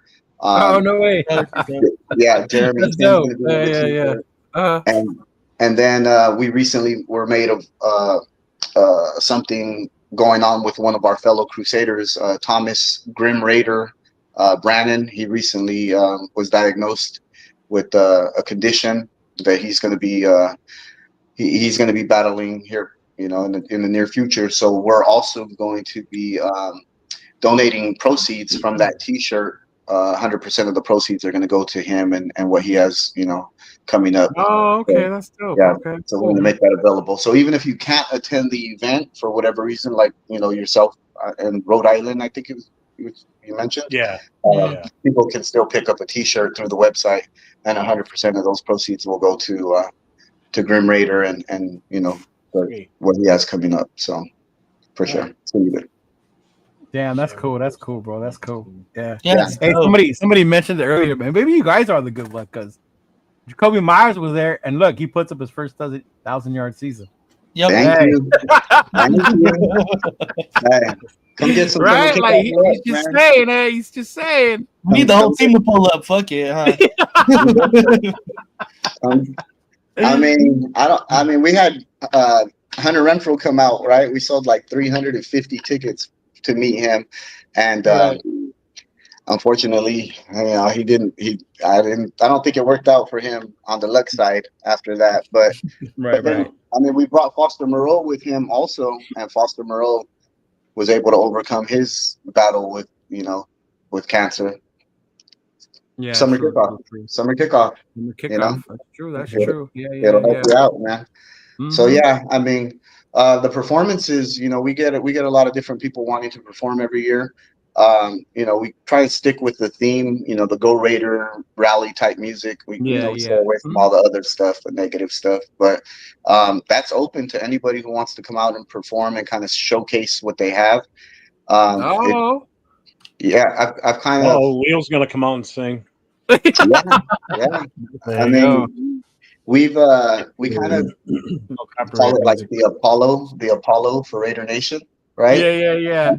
You can come up and show what you got. We've had a lot of different performers over the years, and it's always been a lot of fun. And then we've had headliners come out, Baby Bash and other guys like that. You had to say Baby Bash. Now my girl's gonna bug me to tell you to get him to come back. No, Baby Bash is definitely a fan favorite when it comes to regulation. And then we've done other stuff too, not just the summer kickoff, but we've done home openers and stuff like that. Right. I remember the LA takeover last year. That was dope. Yeah, we had Too Short. We had Little Easy and DJ Yella over there in LA. Mm-hmm. We did the LA event. So it's a lot of fun, man. I definitely encourage Raider fans to come out and enjoy it. It's the best way that I can describe it. It's somewhat of a Raider Nation family reunion. Right. It's kind of like the beginning when we all get together before all the shit starts to go down.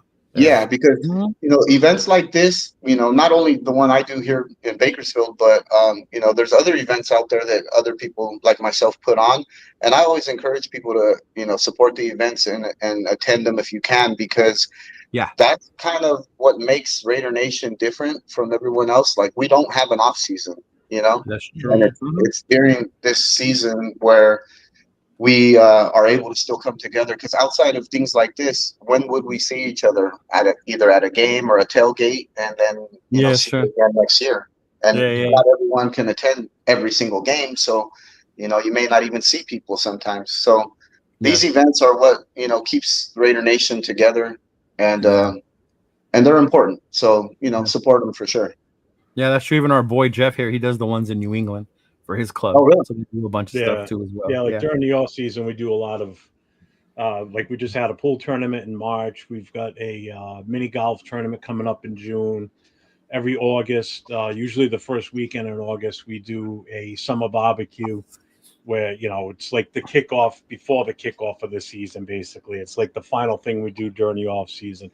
So it keeps the people in the club engaged, the members, by allowing them to do stuff like this with everybody. So it's not like the end of the season comes and we just say, all right, see you guys in September. Right. So it's just like you're saying, it's like you don't see each other for months if you don't do stuff like this.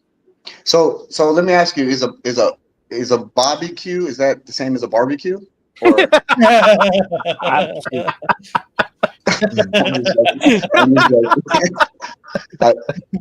just want to make sure we're on the same page. I was about to ask him, is that the same thing as a carne asada? Is that what that means? Yeah. No, I've never. I mean, they say us from California, we have an accent, right? I've never heard my accent, but yeah, I guess. Yeah, it's crazy, right? When you meet other people, we have an accent, and then we meet them, and like, wait, no, you have an accent. See, I don't see that you guys have one. That's the funny thing. I don't hear it in your voices, and maybe it's because I grew up with cousins from Raider California, fans. and I've been out there, and it just doesn't, you know what I Yeah. mean? Mm. But I know when you talk with somebody from like my area, especially if they're from the Boston area, oh, forget it. You know, Yeah. we don't drive a car, we drive a car. Car. You know, Yeah. stuff like Cement that, instead of you know? cement. It's like Cement. like people from Yeah. the South, they say y'all a lot, Y'all. right? Yeah, y'all, y'all. hey, y'all. I forgot My what man Rundown said said it the other day. yesterday. We were talking about cement, and Yeah. he called it. He said that he goes cement. I'm like, oh my god, dude! I'm like, the way he said, it, I was like, what did I Jesus. tell you? Bring back baby bash. I told you. She's in the other room listening. See, she heard baby bash, and she goes, "Oh no." Yeah, no, he's definitely a fan favorite. But you know what? I mean, going back to what we were just talking about. I mean, that's Raider Nation, right? We're all over the It place. is. We're all over the country. We're all over the world. So it's good when you're able to make friends and keep relationships with fans. That's the one thing we all have in common is we all bleed silver and black. I don't think a lot of people understand that. Yeah, they really don't till they get to see and then mix around with you. Like the Texas ones, we got a game in Houston, right? So I know all of Texas is going to do a big old thing, trying to get all of us to go out there and kick it with them in Texas to see how they do it. Yeah, so that's definitely what makes us different from other fucking teams, and the fact that we're not a winning team yet, and we still go hard like that. You know what? One thing they travel very well. There's no Well, choice. and one thing on that note, one thing that we have talked about with the summer kickoff, obviously we did it for the last 10 years here in California and more specifically Bakersfield, but because it's so centrally located, everybody from north, south, east, and west can all meet right here in the middle, right?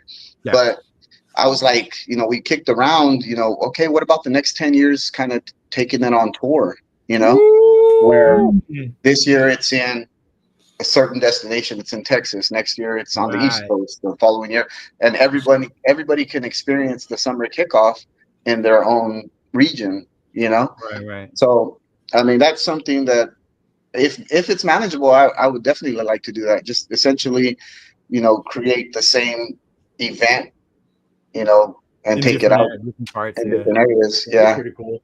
That'd be dope. Maybe. We need to get one in Vegas to get them riled up about us being. Oh yeah, we need to have one in Vegas for sure. You know what I mean? I mean, we've been there, Lorenzo. We've always said it's not the same, but we show up anyway. But yeah, it's. I mean, I've done a couple things in Vegas for the home opener, and it's been fun. But they've been night parties. They've been the night parties, and that's what Vegas is. Nightlife.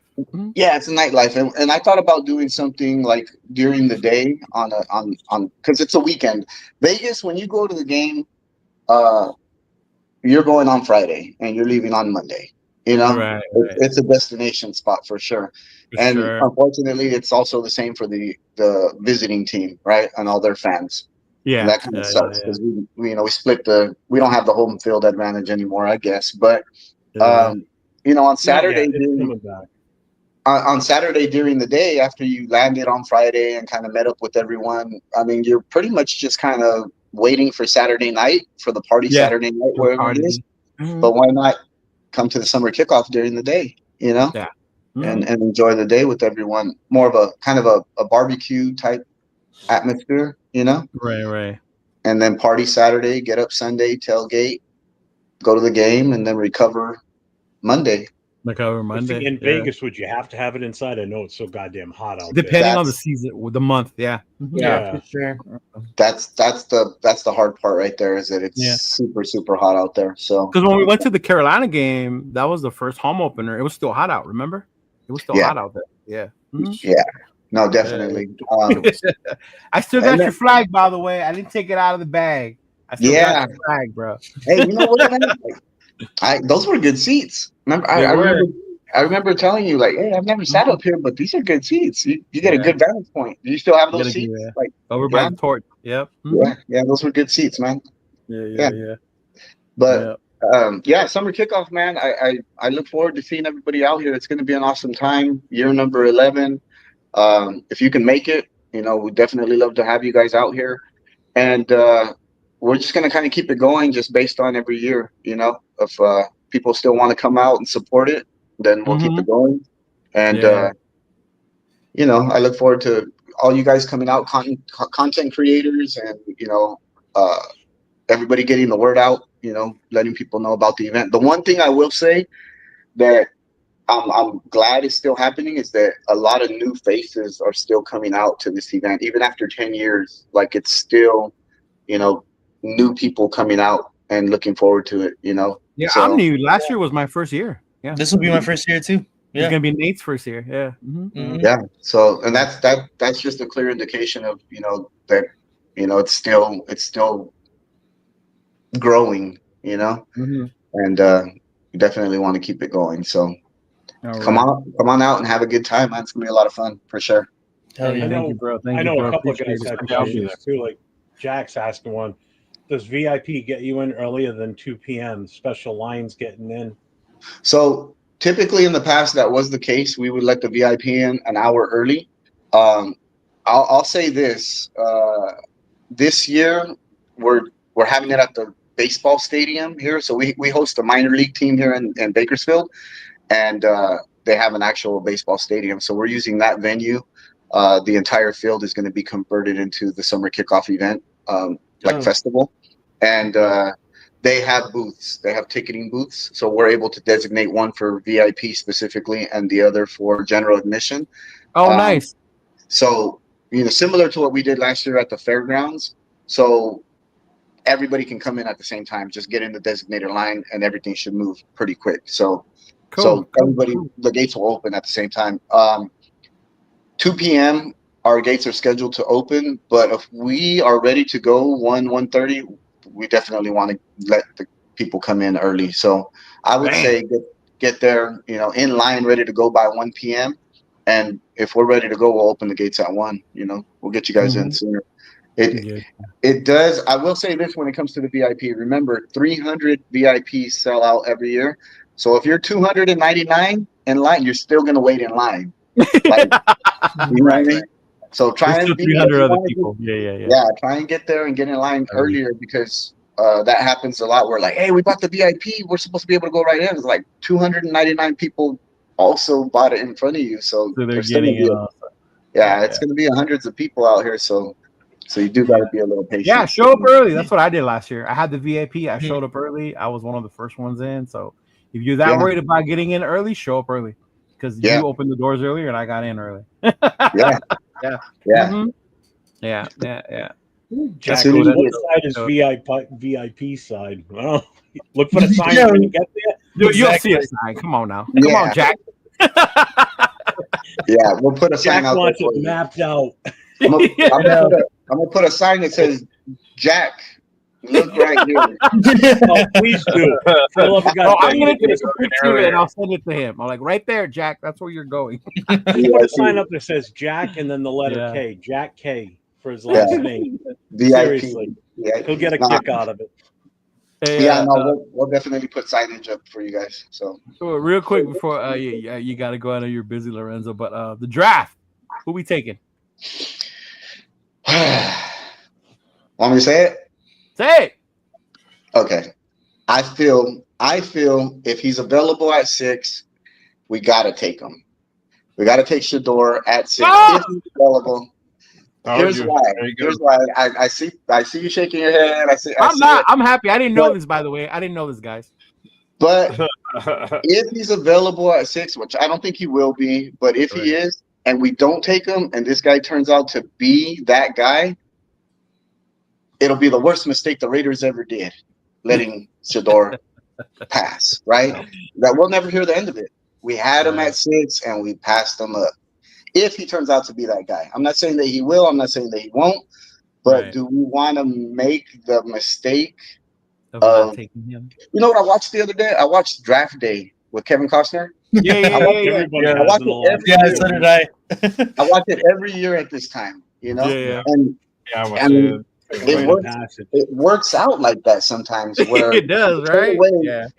Your next 3 first-round picks, and then something happens where you get them all back, and you get the guy you want, and you get, it's like, I don't know. But if he's gone at 6, and the running back's still there, Gene, I don't even know how to say his name, Gene, right? Yeah, that guy. Then we're taking him. Okay. We're taking him. Like, you're gonna pass that guy? I don't think so. I mean, that's just my opinion. Those are the two that I'm going. I mean, obviously Jackson Dart and Will Howard and Cam Ward, all those guys. I mean, at 6, I think we're in a good spot, right? We're gonna get something good, right? Mm-hmm. Yeah. That's. I mean, at the end of the day, I think we'll get something good out of it. Don't go trade it away for we're gonna get into that right now. Mm-hmm. I mean, don't do it. Don't do it because but I think we'll be all right. Who do you think? Who do you think we're taking? I'm with you. I've said it from the get-go. Shador's there. We got to take him. Him. So that's my main one, the one that I want. After that, it's like I want to see who's there when we get to 6, right? Who's the one that falls? If say someone like Mason Graham is there and Genty's still there, I would want Graham over Genty, right?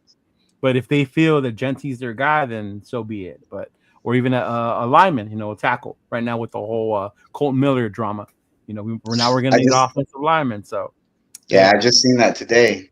So and we already do need to address the offensive line still already. So now even a little more, right? A little bit more, especially if we're going after that running back. Yeah, especially if we want that running back. Yeah. But I mean, I guess it'll come down to the same.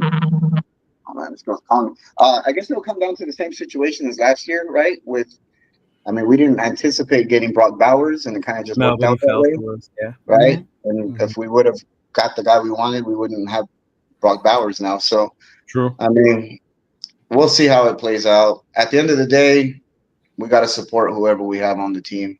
For sure. Yes. Yeah. Yes. Mm-hmm. But this year's a little different because I think we're gonna have something good at number 6. So okay.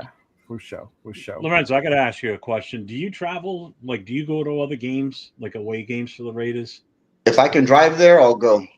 All right. Yeah, I've never flown. I think she don't.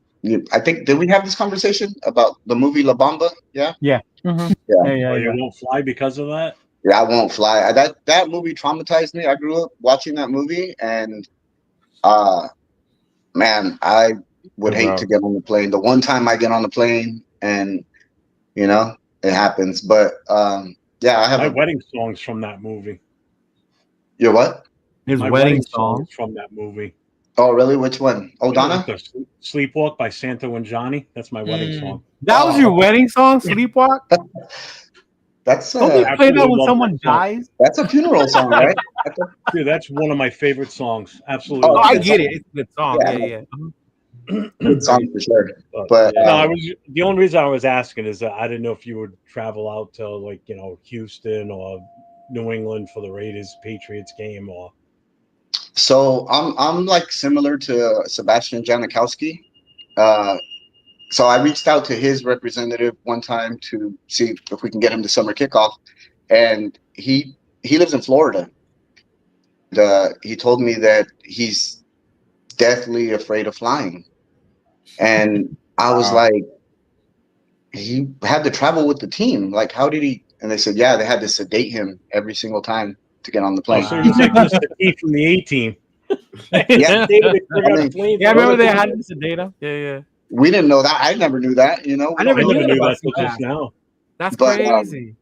I mean, Janikowski was a drinker, so I'm sure he did. Imagine like fly. Remember he had the one. He wouldn't fly. He would not fly.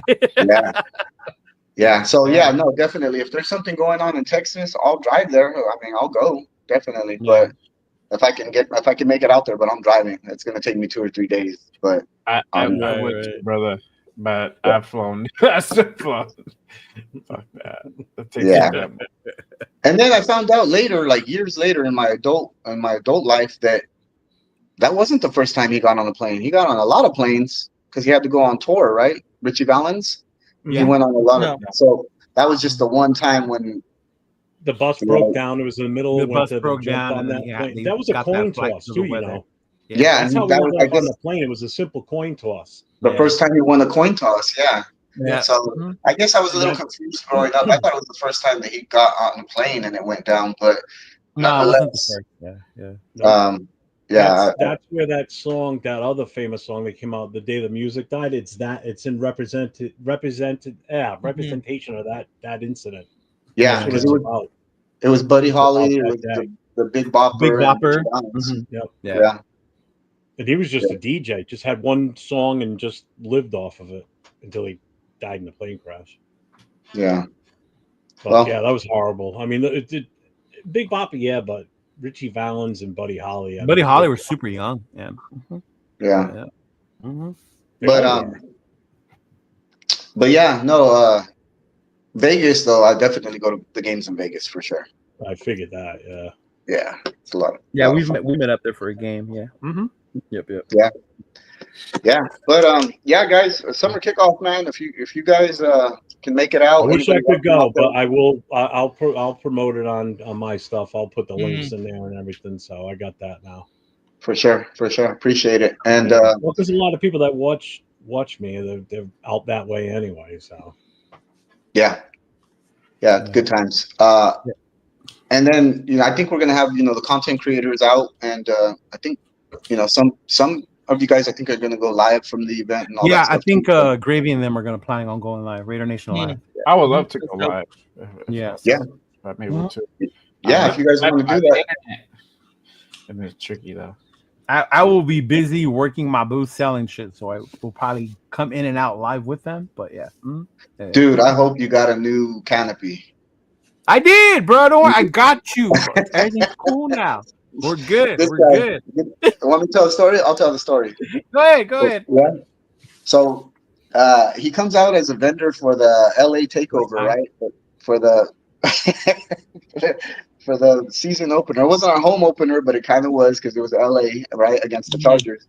Or was it the Chargers? Yeah, it was the Chargers. And so I we're throwing this big party, this big event, and all the vendors are setting up. And then I walk by his booth, and he's setting up his booth, and he pulls out his canopy for the shade, the cover, right? This thing had so many holes in it.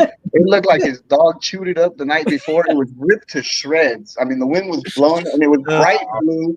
It didn't even go with the color scheme at all. Silver, black, gray, nothing. Not even Raider. It wasn't even a Raider canopy. It was this bright blue swap canopy. Tore up from the floor up, and I was like, "Bro, are you really?" And he's like, "That's all I had." I was like, "You better go to Walmart." There's a Target at the next parking lot over. Buy some rolls of duct tape. Yeah, so we had it out here, but I live in Pomona. It's hot, so it was out in the sun. The sun ate that bitch up. So when I opened it and the wind came, the holes were everywhere. I was like, "Fuck!" So I had to run to Walmart and I bought a new black canopy and put it on top. Yeah. Mm-hmm. Yeah. So yeah. But yeah, no, it's going to be a lot of fun, man. Anybody watching, go get your tickets. Summer Kickoff 2025.eventbrite.com. General admission, $20. VIP, $60. Like I mentioned, it includes your first drink on us. Your meal ticket is included. The Raider bingo packet is included for free. If you don't get the VIP and you still want to play bingo, there's 3 bingo games that we're going to do, and it's like $10, so it's still really affordable. We're going to have some awesome prizes for that. We're also going to include one prize winner is going to have 2 tickets to the Raider Cowboy game this year, so that's an awesome prize to win. That's going to be a big game too. Yeah, it's going to be a big game. We don't know where it's going to be at yet. I mean, I've seen that we're playing in Mexico this year, right? And a couple other places maybe. So I'm wondering if that'll be the Raider Cowboy game in Mexico this year. I don't know. Okay, I got to see which one it is because I know they haven't put the locations yet. Yeah. Mm-hmm. Right. But but if it is in Vegas, I'm doing a party bus out for that game for everybody to Vegas. So that's going to be a big game for us.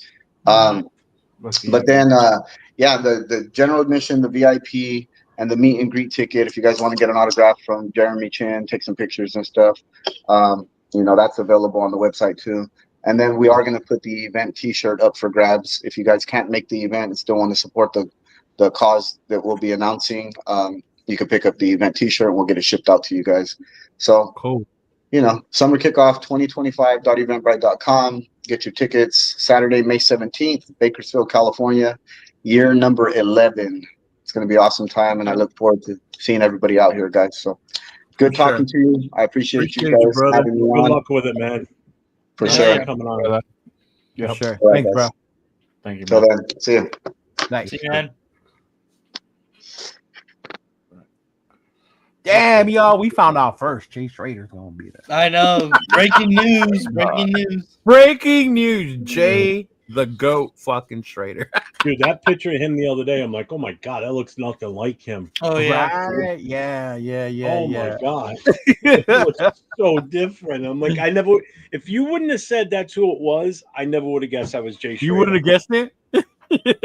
I did because I saw him. I saw him in Vegas one time. Yeah, so like, you've oh, seen him shit, recently. that's I haven't seen a picture of him since he last played for us. And There are that's definitely not some the same players that guy. keep in shape and they look the same.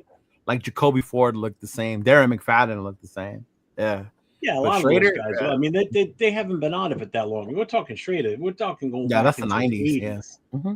Yeah. You know, so that's totally that's the guy who handed the ball off to Bo Jackson. He had one job. Give it to Bo. Yeah, exactly. Yeah. So before we get out of here, wish list and best fits. The draft next week, fellas. We're getting close, right? So as far as it stands, where do you guys stand? What is your wish list? Who do you think is the best fit going into the draft for us to be able to improve and get better?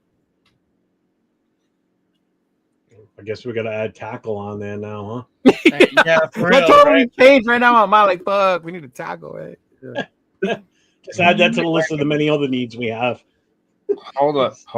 Uh-oh. We haven't even addressed the potential trade back with New Orleans. You want to talk about that? Go for I mean, it. if you're gonna make it real, not like a fucking. Yeah, go ahead. Uh-huh. It might be it's the real. most I mean, whatever. Even if that dude's capping, I mean, Saints might pull the trigger on that. And that's if who's Metro. available. Shador.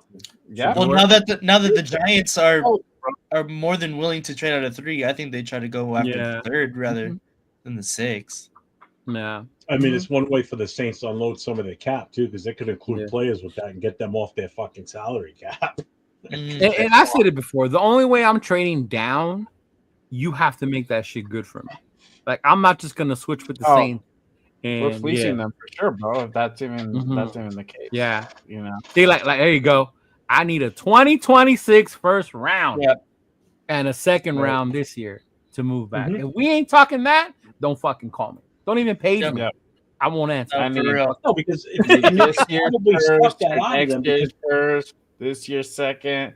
Yeah. when a your team's third. that desperate, that's when you can nail them. You know, you want that pick that bad. You want that player that bad. Yeah. Hey, other than that, good luck getting someone else to deal with you.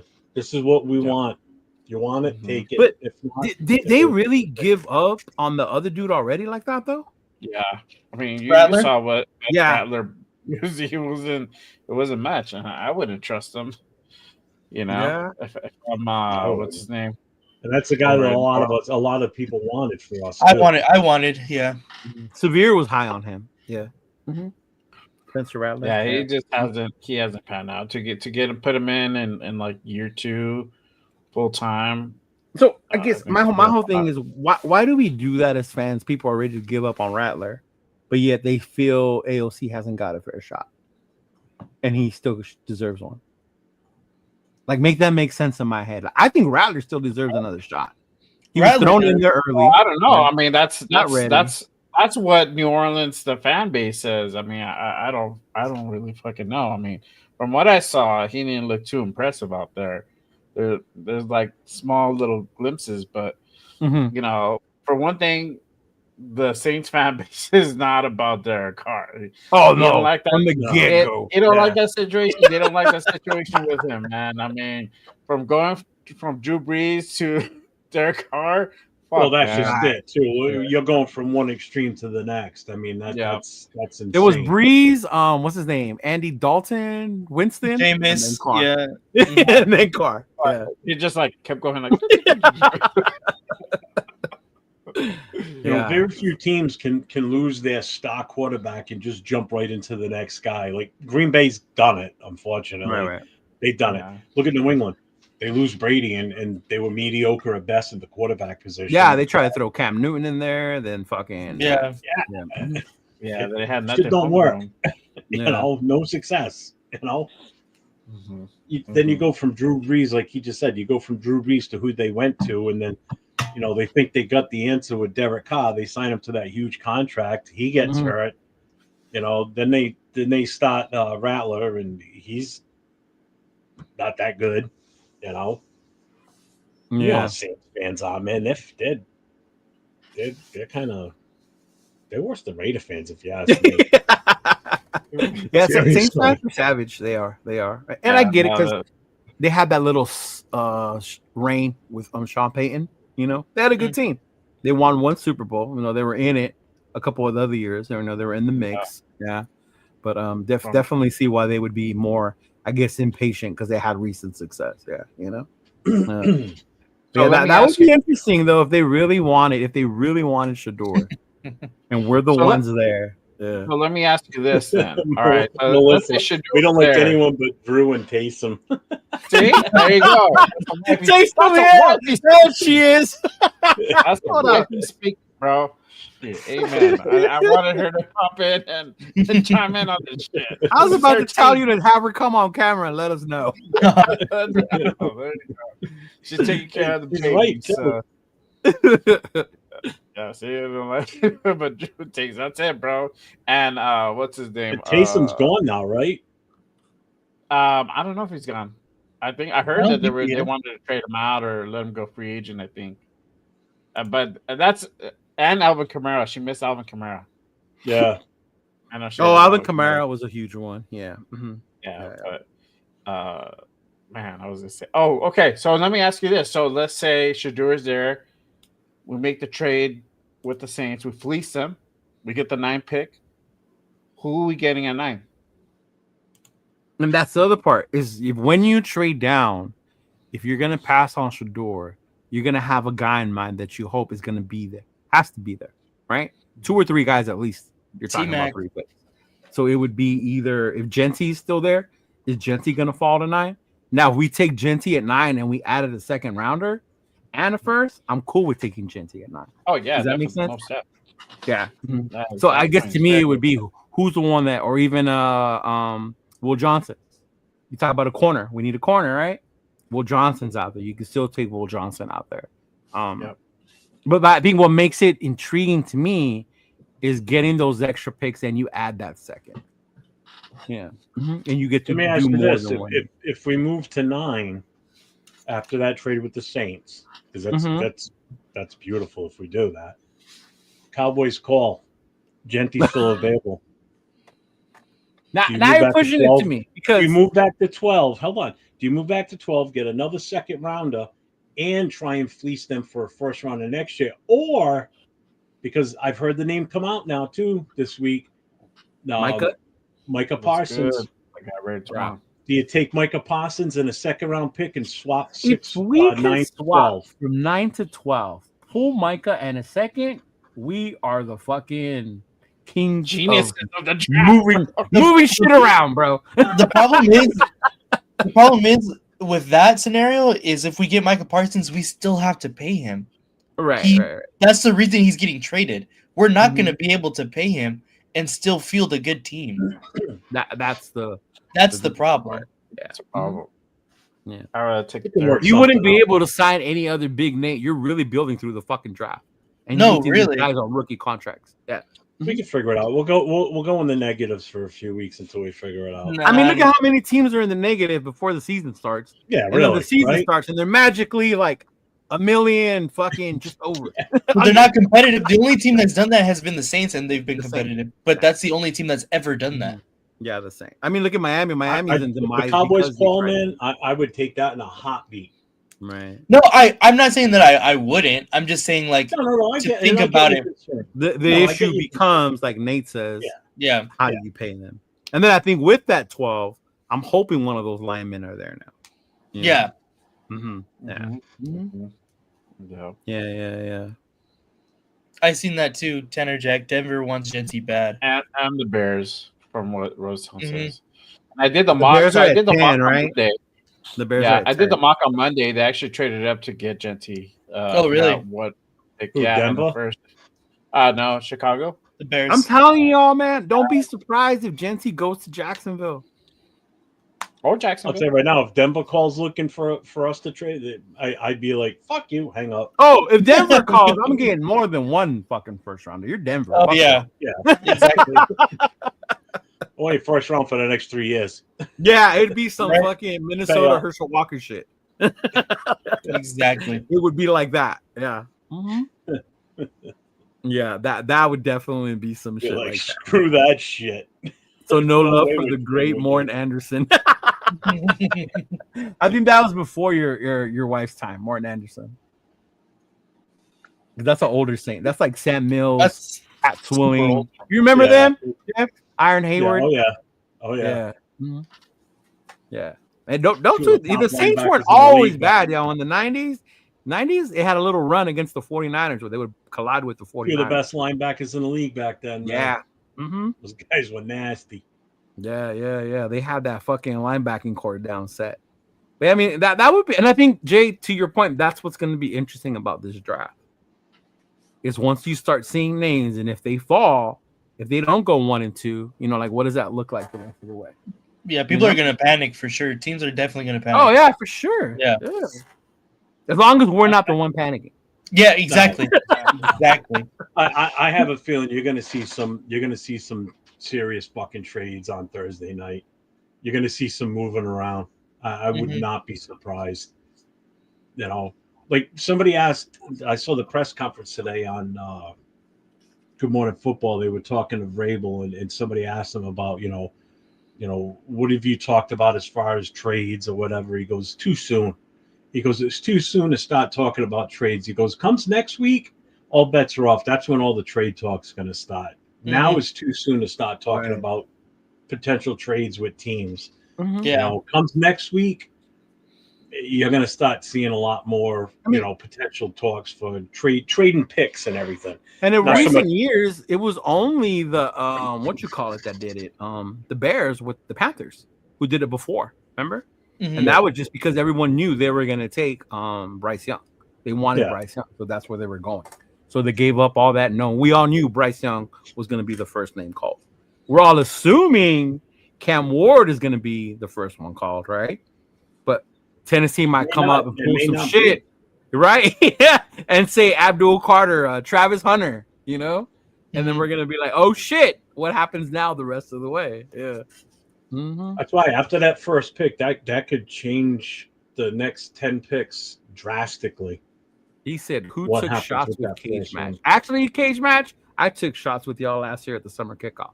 That's when I met them. I'm down. Yeah. Uh-huh.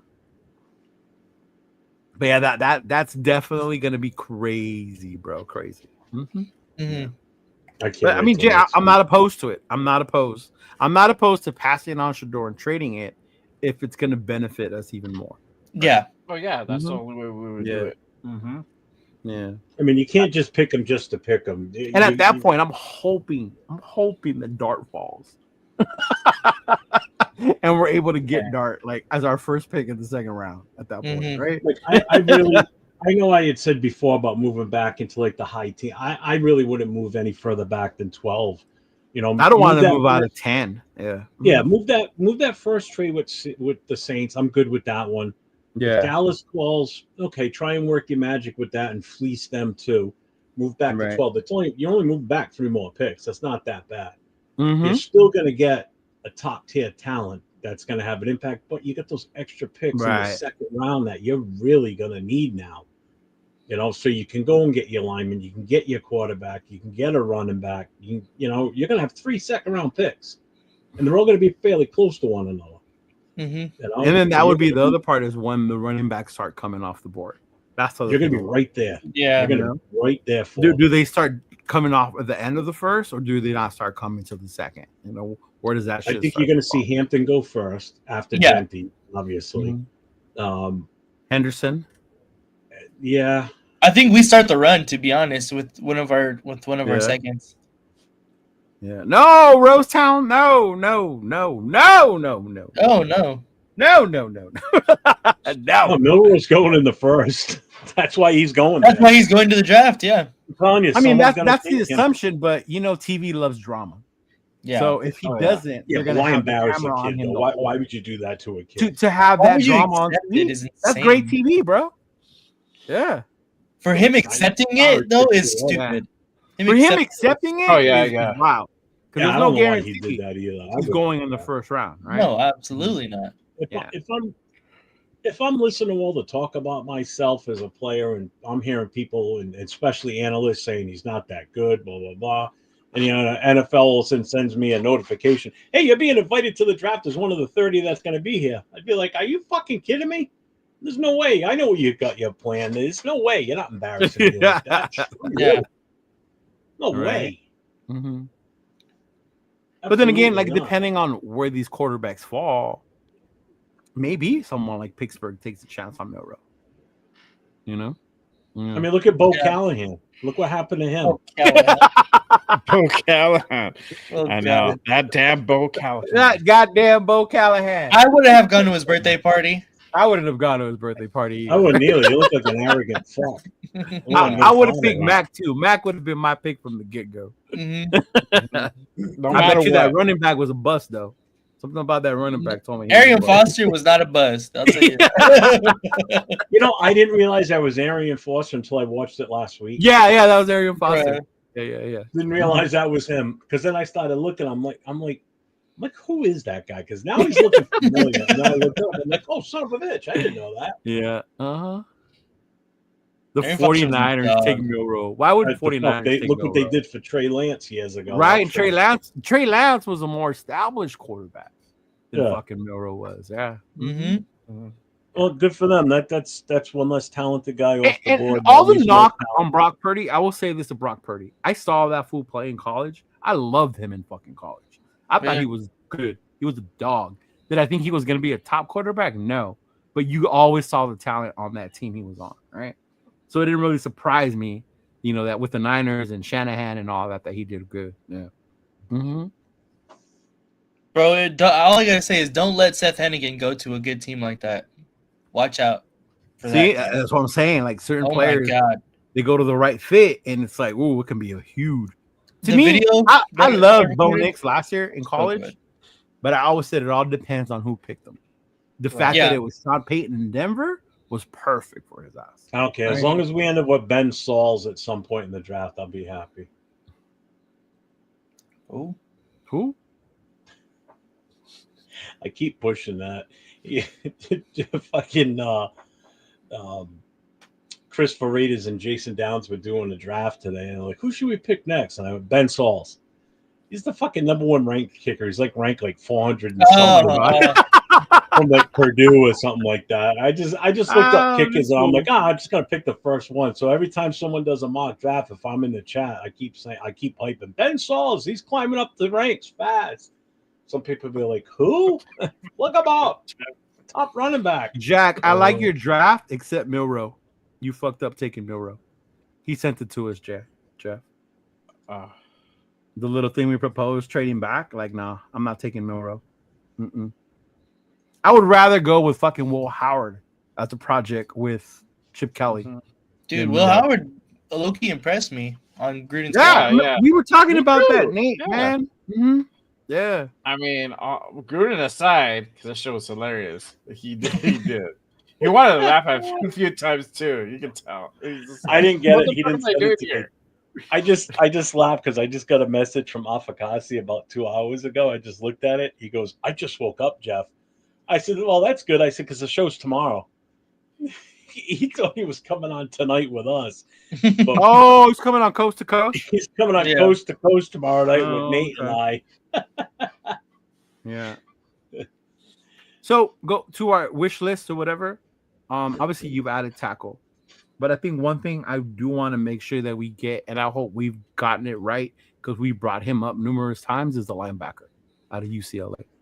If we can land that motherfucker, I will be happy. Schlesinger. I will be happy. Yeah. Mm-hmm.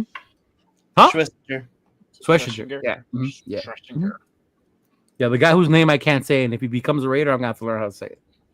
Oh, he's a dog. Yeah. Schwarzenegger. What was that word I couldn't say? Wiener Schnitzel? Yeah.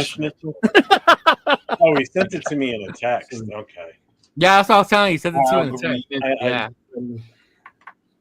I went past there. I went past that Wiener Schnitzel not too long ago. What was I doing? Did you? What were you doing in my hood, bro? Oh, we went to we got gas at the Sam's Club. Yeah, Jack, no. Milrow, no. No. I'm not doing Milrow. I don't care if it's 76. At 76, give me Will Howard. Yeah. Give me, what's the other dude? Tyler Shaw? What's the name of the other guy? No, give me Seth. Watch Seth Hennigan. Watch the video I made on Seth Hennigan.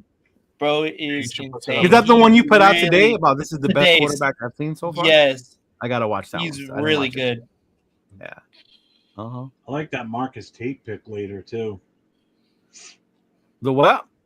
The Marcus Tate, offensive guard from Clemson. From Clemson? We do need a guard. We do need a guard. Booker's going to be there. He's one of the 17 that are going to be there. Yeah, the guard that I've liked. He'll go. He'll go. Yeah. In the first. Yeah, that's true. It's not bad. I think you blew your load on number 76, though, taking Milrow. That's what I'm saying. Yeah. Right? And of course, he would take Benjamin Morrison, go Irish. And that's one of the picks you got from the trade was that 76 pick.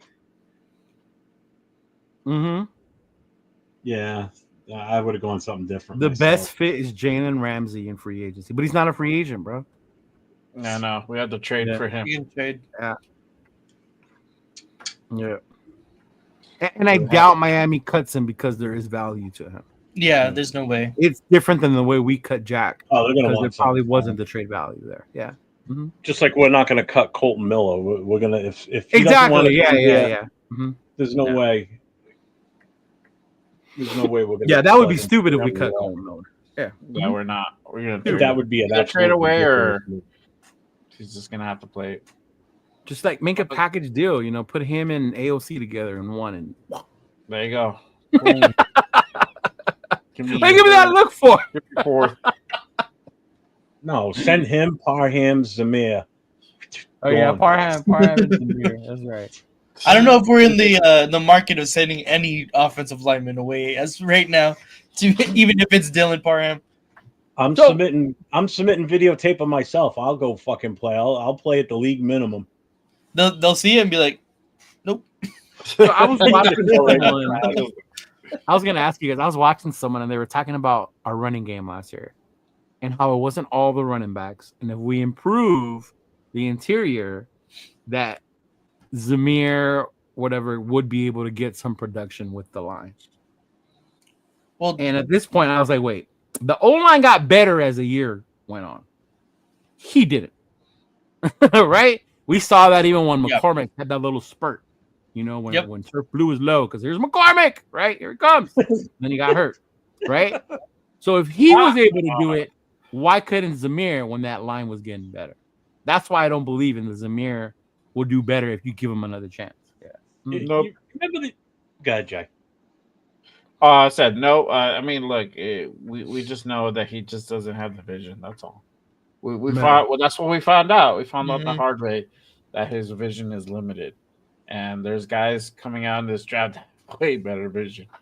Right. It's proven. So, and this is where it doesn't hurt you, but it shows when you play for a top offensive college line like Georgia, and how it helped you in college.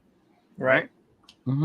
Which is why sometimes I push back on the Genty thing, because Genty is in the Mount Western Conference. His line wasn't the worst, but it also wasn't one of the best athletes in college football either, right? Yeah. So as far as the line in Zamir, Nate, you'll appreciate this. I'm going to go a little biblical here. What happened with Moses in the Red Sea? That's basically what our quarterback would have to do with the offensive line as he hands the ball off to Zamir. Right. Stand there and go, "Ooh, let my people free," and let him fucking find that trailer truck size opening for him to run through, because he ain't gonna make no cuts. Look what happened with Carson Beck with no Bowers. Yeah. It was way different. And McConkey. Yeah. Yeah, I kind of wanted to show that video you made because I like when fucking watching Herbert get smashed by Max. That's one of my favorite plays of last. Yeah. Mhm. I can't stand that fool. I like him. If he was our quarterback, I would love it, but I just can't stand him because he's a Charger. Yeah. I still think there's two of my favorite instances in Raider videos, and that is one where Seymour just pushes the face mask in on Roethlisberger. That's one When of he my punched favorites. him? Yep. That one and the one with Rolando McClain where he basically Slams sidewalk down, slams you know? what's his name from Yeah. the Charges. That was Rams. about the only good thing he Yeah. did. Yeah. Just picked him up and just right down. Yeah, I was at that game in Oakland when he did that. Yeah, I was gonna say because it was on the dirt. That's how you know it was in Oakland. That's how you knew it was in Oakland. It was on Yeah, the dirt. people were like, "How you know that was in Oakland?" Because it's dirt. Because it was on dirt. The only stadium in the league that had dirt, and the only place that Janikowski could still hit off that dirt. He was a master at kicking off that dirt. Yeah. I did not know about him not liking to fly. That's crazy. I didn't know that at all. I didn't. That no clue. Mm-hmm.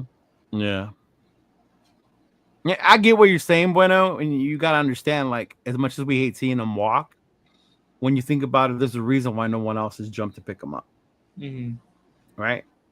Even with Renfro, as much as I love Renfro, right? I did, and people, don't you want him back? But there's a reason the other teams haven't picked him up, right? There's just something there that we don't know or we're not seeing that we might not be made aware about. That there's a reason why he's not playing. Yeah. Mm-hmm. Yeah. And I was a big Jack Jones fan. I love Jack Jones. He's from here, you know. Yep. I finally got to wear the number 18, you know, without getting stabbed around here. You know, you got to be careful where you wear that number down here. Oh yeah, bro, definitely. Most yeah. Get hit up, dog. I'll be like, hey, homie. Mm-hmm. Fuck you from? Yeah. Even with that 13, if you don't have Renfro on the back of it, you better watch out, eh? You gotta be spelled right. Yeah. Yeah. Why? What am I missing? Knockoff. What do you mean? What do you mean? What? Oh, Jack, his favorite video was Marcus Allen doing a big run. In the No, about the 13 and it's Gang Thing. Gang Thing, yeah. Like MS 13. All right. Yeah. 18th Street, MS 13, all that shit. Yeah. Yeah. What did I say? We ain't gonna get to that conversation. Yeah, we're not gonna bring that up because Leo don't bang. He watches Star Wars and plays Xbox. Mm-hmm. Yeah. Left that in the past. Like you don't rep Flores, huh? You got a little homie on the side. Come on. That's a cat right here, bro. That's funny, bro. Like motherfucker be loving cholas, but he don't bang. He's like, Jack, I doubt that the Saints would swap first and give us the second and a third. I mean, I would make them though, Mike. That's the thing, right? You can't. Yeah, that desperate. Don't do anything. Yeah, if they're that desperate to go up and they don't want us to take Shador and they want Shador, because after us is the Jets, right? Yep. And that could be an option too at quarterback. They need a fucking quarterback. Potentially. Mm-hmm. I don't know. Stock my fall. I don't know. I think we're the only ones aside from the Saints that would probably draft them. Who? Top 10. Shador. If all the projections are true and stuff, you know, it would be us and now probably the Saints. Maybe the Jets, but that's what I'm saying. Even the Jets. Mm-hmm. Maybe, but that's even a bigger long shot.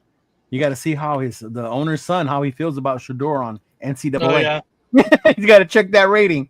Check out. It sounds wanting to turn this into an OnlyFans show right now. Damn, bro. He's like, I don't know what you're talking about, bro. I'm scared. I'm afraid of needles.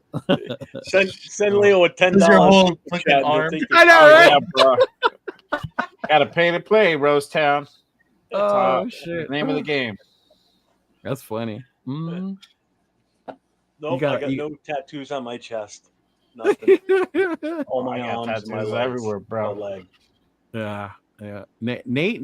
Nate's pretty thugged out too when you see him in person. You're like, oh shit. Oh damn! It was the glasses. That's really what it was. Is that what it was? It was the glasses and me in all black, bro. That will be all G'd up. Like, well, sure, homie. I'm like, he was, dog. Like, oh shit. Yeah, come in peace, bro. So I'm like, oh, this was gonna roll up on me real quick. I'm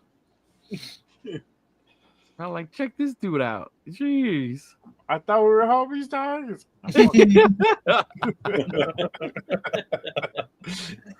Yep. I thought you was the one, man. I thought you were the one, bro. Fuck that. Ain't no fake friendship. Yeah. What about you, Jay? You were looking forward to this. What's your wish? My wish. Well, if we go, I would like to get Shador. I said it before. Even if he's there and the trade offers come. Yeah. I feel that once Gino leaves, he's going to be the best shot for us to really make a deep run, if not the Super Bowl. And you go with your best option that's available to you. That's at quarterback is going to be Shador Sanders, without trading up, right? I mean, look at Commanders. They went up. They had the number 2 pick, got Gene Daniels. Went to the NFC Championship game. I mean, we'll see what he does in the second year. Hopefully, he's not a 1-year wonder, but I mean, we can say the same. You heard Lorenzo say it right now, bro. He's like, man, what if this dude goes I don't know where and balls out and becomes the next big thing? And that's the same thing. Yeah. We gotta keep it. We gotta think about it the same way.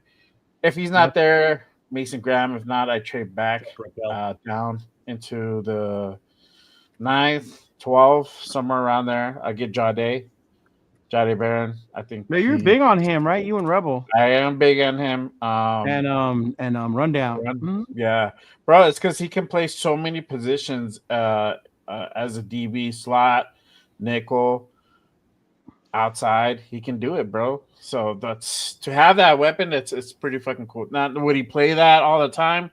No, but you have that versatility. Right. And if you need to stick somebody in nickel, boom, there's your guy, bro. I would get Henderson. I hope that we pick him up, or Judkins. I like if we're gonna get another corner, Siobhan Rebel.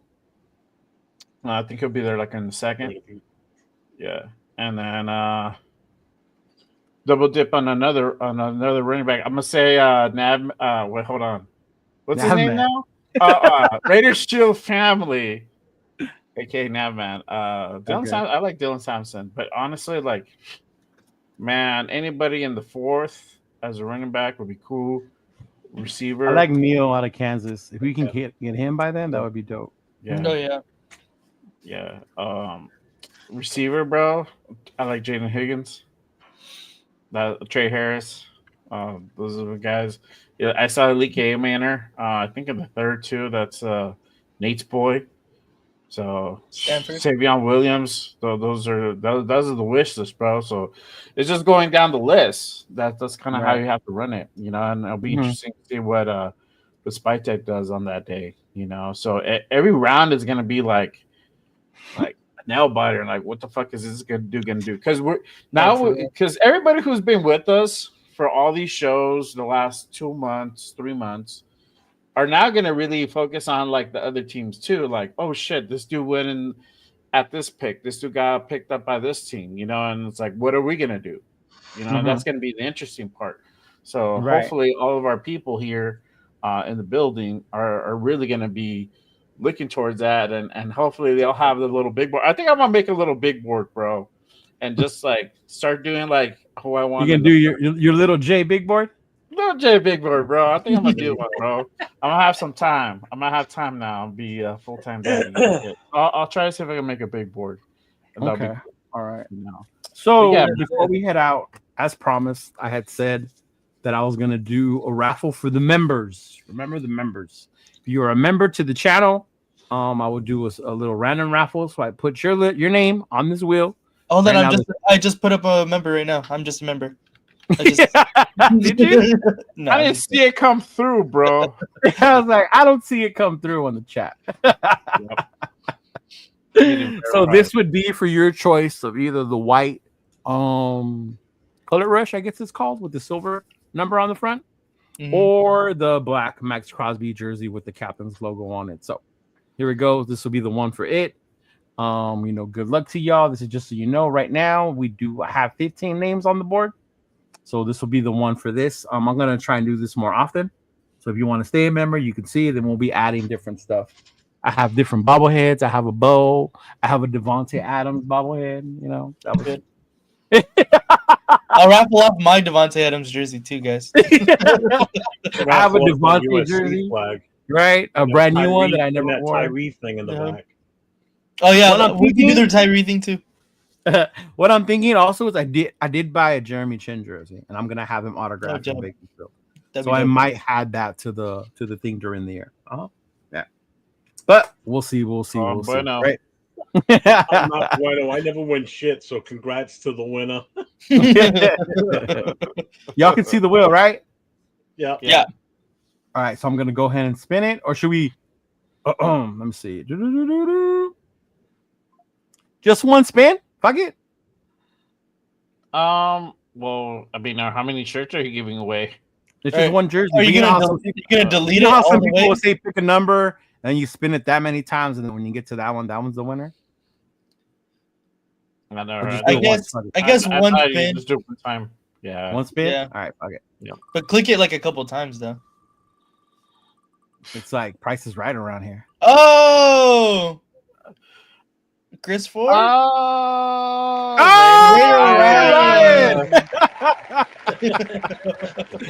Congratulations, Raider Ryan. Raider Ryan, you are the winner. Right? He was in here somewhere. Right. Why would your name be on there twice, bro? You have to be a member, Mike. You have to be a member. You could join and be a member. Your name could be on there. Being a mod is just something I give to you guys, right? Yeah. But Raider Ryan, hit me up. I don't know if you follow me on Instagram or on Facebook, but hit me up on there. If not, next time we come up here, I don't know if you're here, we'll remind you, let you know, and then just give me your info, and I'll make sure you get that Max Crosby jersey to you. Mm-hmm. Damn. Hey, Raider Ryan has been with us for a minute too. Yeah. Mm-hmm. Hell yeah. I was confused him with there's another Raider Ryan that I met who's like what you call it. He said I would have called some sus activity with Chris Ford. Yeah. Can't make it too obvious right now. Almost clicked to him. You know what? I wouldn't have, because Christopher Raider has actually gifted memberships to people. No, he has. Yeah. Mm-hmm. Yeah, he has. Yeah, so yeah, it wouldn't have been like that, bro. But yeah. So Raider Ryan, congrats. Whenever you come on here again, big dog. Like, we got you, and then I will send that jersey out to you. Or if you're going to the events in either Richmond or Bakersfield, I can just meet you there and I can give you the jersey as well. Mm-hmm. Okay. There you go. But appreciate it. Those of you who continue to be members always, you can just click join. Yeah. And speaking of members, just shout out to the members on my channel. We're going to be doing a members only show either Tuesday or Wednesday. If it's Wednesday, it's going to be obviously before the show. And we'll do we're going to be doing a mock.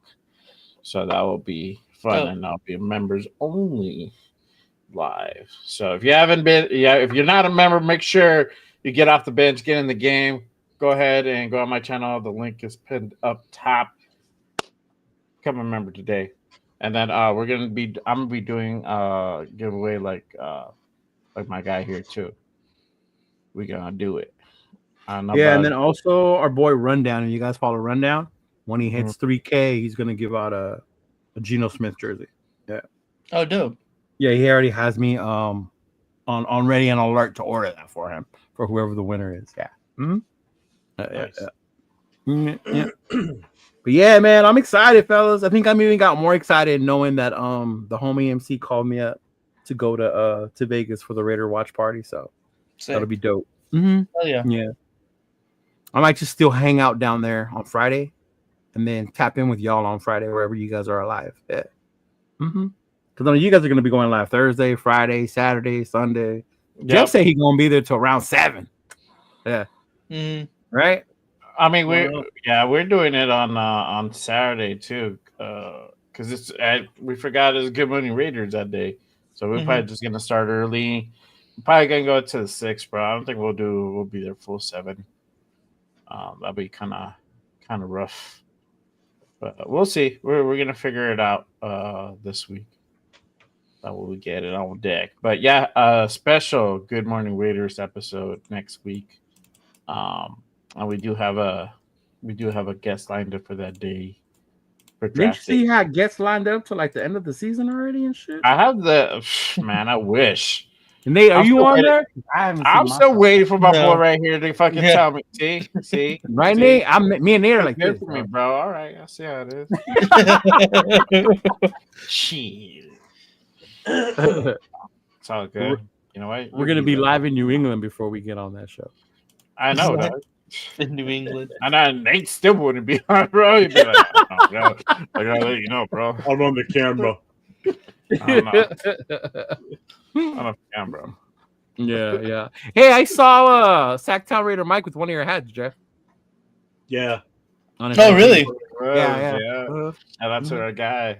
Yeah, It shout didn't out go to through Sacktown. for him. So what he did was I told him, I said, just send me the money, and I put through the order through the site. And there's more steps to ordering that. I don't like it. It's not as.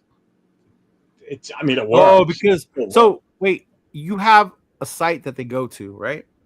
Yeah. Now, is that site making the hats and sending them, or do you have them and it tells you? It's run by our all of our merchandise, the company that does all our merch.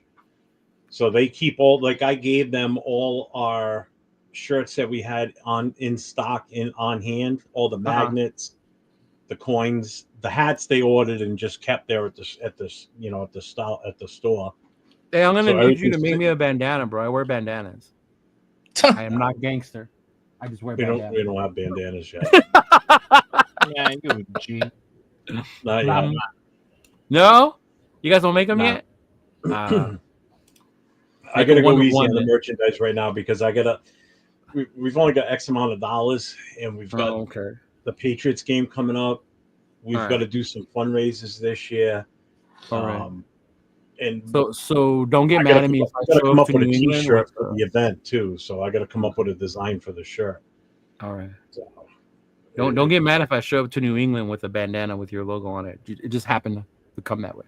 I don't know how it's made. Not copyrighted. Copyright. All right. It's not copyrighted yet. When it is, you pay me $100 and we'll go. No, it's not copyrighted yet. I want to get it that way though, because I don't want. I don't care if you use it. I don't want other people using the logo. It's Oh no, you know what? Not only that, but I would suggest all of you, if you guys do start selling your stuff, is to watermark it before you post it. I had one dude on Facebook. His name was Walter Nguyen, and he had all my shit on there like he was selling it. Wow. Yeah. Mm-hmm. Really? And it was Myra. Myra saw the page, and she goes, "Yo, Walter." I'm like, "What the fuck are you talking about?" And then she sent me a copy of dude's Facebook page, and it had all my shit on there. And it was this dude named Walter Nguyen who was like selling all your merchandise. all of it. Yeah. He's scam people and shit.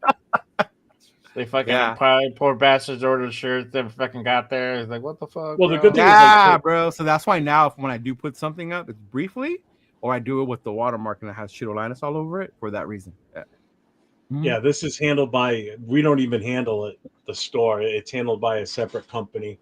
Yeah. So it's all on them, not on us. Like, it doesn't cost us a dime. We're only taking the money when they collect X amount of dollars, and it goes into the club fund. That's why I was kind of hoping the store would take off to help, pay for some of the stuff we need to do this year. Oh, I see. That was part of the issue. Okay. We're back. Yeah. Yeah. Let's see. So what do you guys have going on for tomorrow? You guys Pretty much have some AR? shit we've been talking about. Yeah, we're gonna have AR on tomorrow night. So I'm sure we'll do some recap of Sunday's Tecmo Bowl game. Oh, that's right. Because we played Sunday against AR and Critique. That was fun. Fucking Nate beat fucking Critique. Kind of a freaky ending. But it was a valid ending. It was. I ruled in Nate's favor big time on that one. I mean, it was kind of fucked up. So, yeah, you explain it. It was your play. Yeah, so what happened was it was like 3 seconds left in the game, and I was going to kick a field goal to win the game. He blocks the field goal, and then he recovers it. I tackle him. He fumbles, and then I get it, and then I take it to the end zone. But it was too much going on for the game apparently, so it glitched out and it didn't say anything. So the game just like stopped. Like all the players were still jumbling around, moving around. The score never changed, so it stayed tied. No, he was up by 1. No, he was up by 1. So it still stayed with the original score. And then we all just sat there looking at each other like, now what do we do? So I said, well, technically, if this was like an actual NFL game, I mean, he blocked it, he recovered it, he fumbled it. Nate's team picked it up and ran it in for the score. So technically, Nate wins by that touchdown. So he wins by 5 points, basically. You know? Yeah. So that's how we ruled it. So he ended up beating Critique on like the freakiest shit I've ever seen in Tecmo Bowl. Well, that and then going into the half, I scored again too. I punted the ball on a second down. It was like right. He did it by accident. I accidentally punted the ball on like a second down, and he recovered. He got the punt and he was returning it. I tackle him, he fumbles, and then my guy goes in and scores he picks the half-ending touchdown. Runs it back. Yeah, it was wild. It was so crazy. I was like, damn! If you were destined to win that game just because of those 2 plays. I mean, dude, honestly, it was fucking. Talk about if somebody ever had luck to win a game, that was it right there. That was incredible. It was fucking great. I just sat there in amazement, going, "What the fuck?" Then I play him and I get my ass whooped. Raider Pete says there should be a Vegemite tournament where the winner watches everyone eliminated, call down a big glob of Vegemite. Well, I got to get mine. Nate's got to get his. So yeah, I'm not excited about it. Oh, you're gonna do it? You guys have to eat that Vegemite shit? I'll do eventually. I know I'm gonna lose, so either way, I'm eating it. So yeah, same. I don't even know. I'm not good enough yet to compete with them. That shit is not the business, y'all. Really? I wonder what it tastes like. Yeah. Mm-hmm. What does it taste like? Ass. not even good ass, like shit ass. Yeah. Like dirty ass. Yeah. Not even good groceries. Talking about like old expired. Hey, have you ever seen what axle grease looks like? Axle grease. Axle grease, yeah. That's what it looks like. It looks like a thicker axle grease. It's gross. Look it up, Jack. Look it up, Jack. It's the only thing I can tell you. Google it. It's some like World War II type like. Shit food that was supposed to survive the apocalypse. Yeah, that's the only thing that'll be left after nuclear. Where would you even get that? He said, like Pomona hooker ass. Oh God, I'm dead. God, you guys are the worst. I'm dead as fuck. That's hilarious. Oh, fucking pop. Oh man. Oh man. Yeah, that's what it was designed for, right, Jeff? One of those foods that was supposed to like survive the nuclear. I have no clue. I'm just guessing based on what it looks like and what it tastes like. Mm-hmm. And Twinkies probably would survive too. Now Twinkies are good though. Twinkies are delicious. Twinkies are fucking delicious, bro. I haven't had a Twinkie in a long time. Bro, I eat that shit every day, bro. So then how are you so big, dog? You haven't had a Twinkie in forever. I know.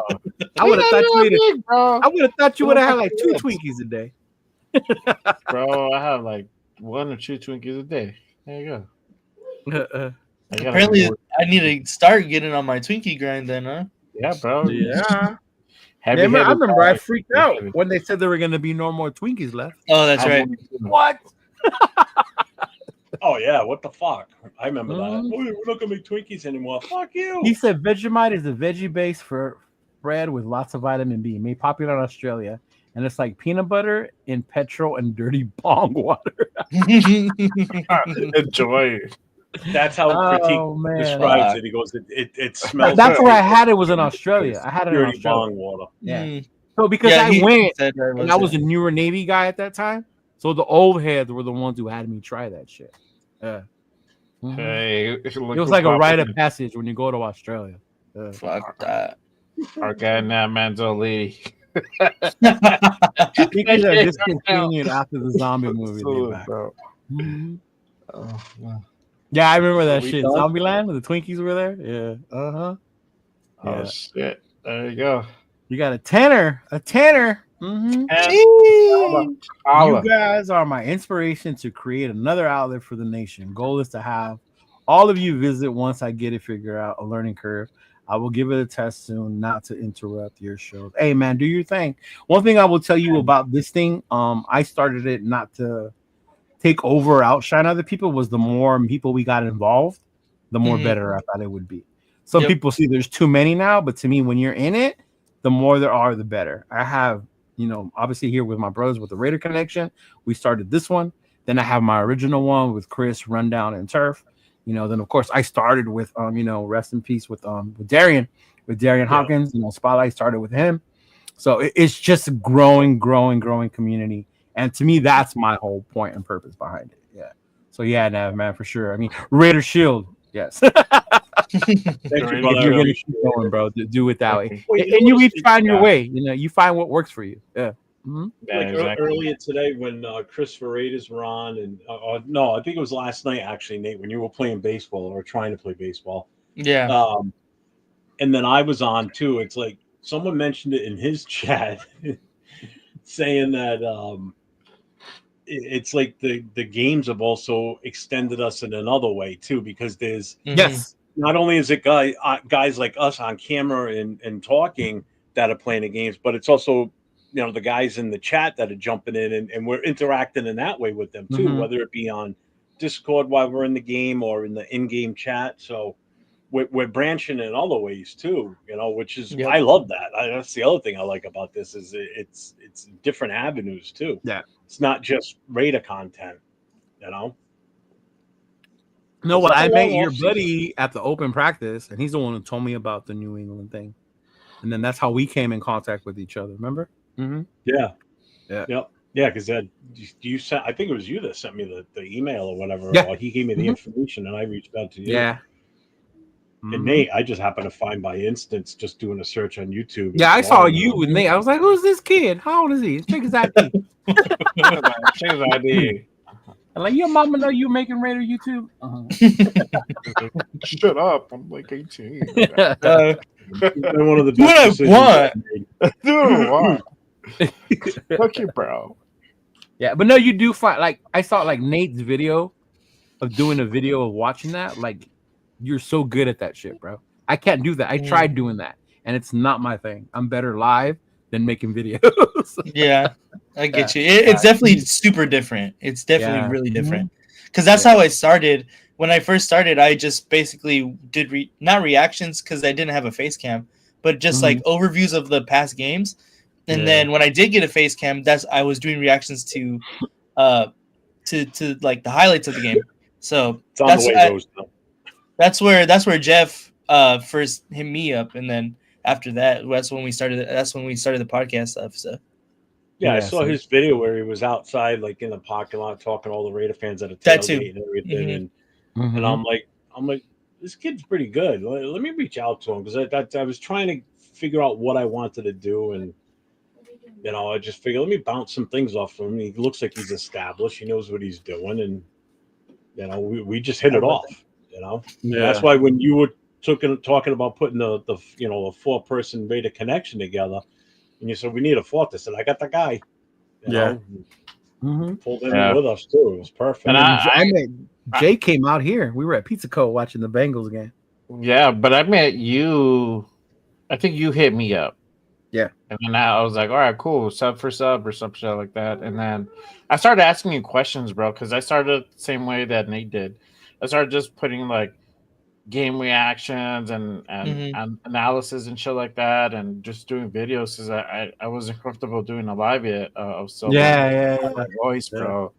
And I was so it took me such a long time to get over the whole like insecurity about just being on camera. That's the way I found my way to ease into it. Just let me start doing some videos together, and then I think the first time where I went live was at your show, bro. And then I'm like, okay, this wasn't so bad. This is cool. Like, I did a couple lives here and there, and then slowly but surely, I did some, and then now that's basically a lot that I do. Majority of the stuff is a lot of live.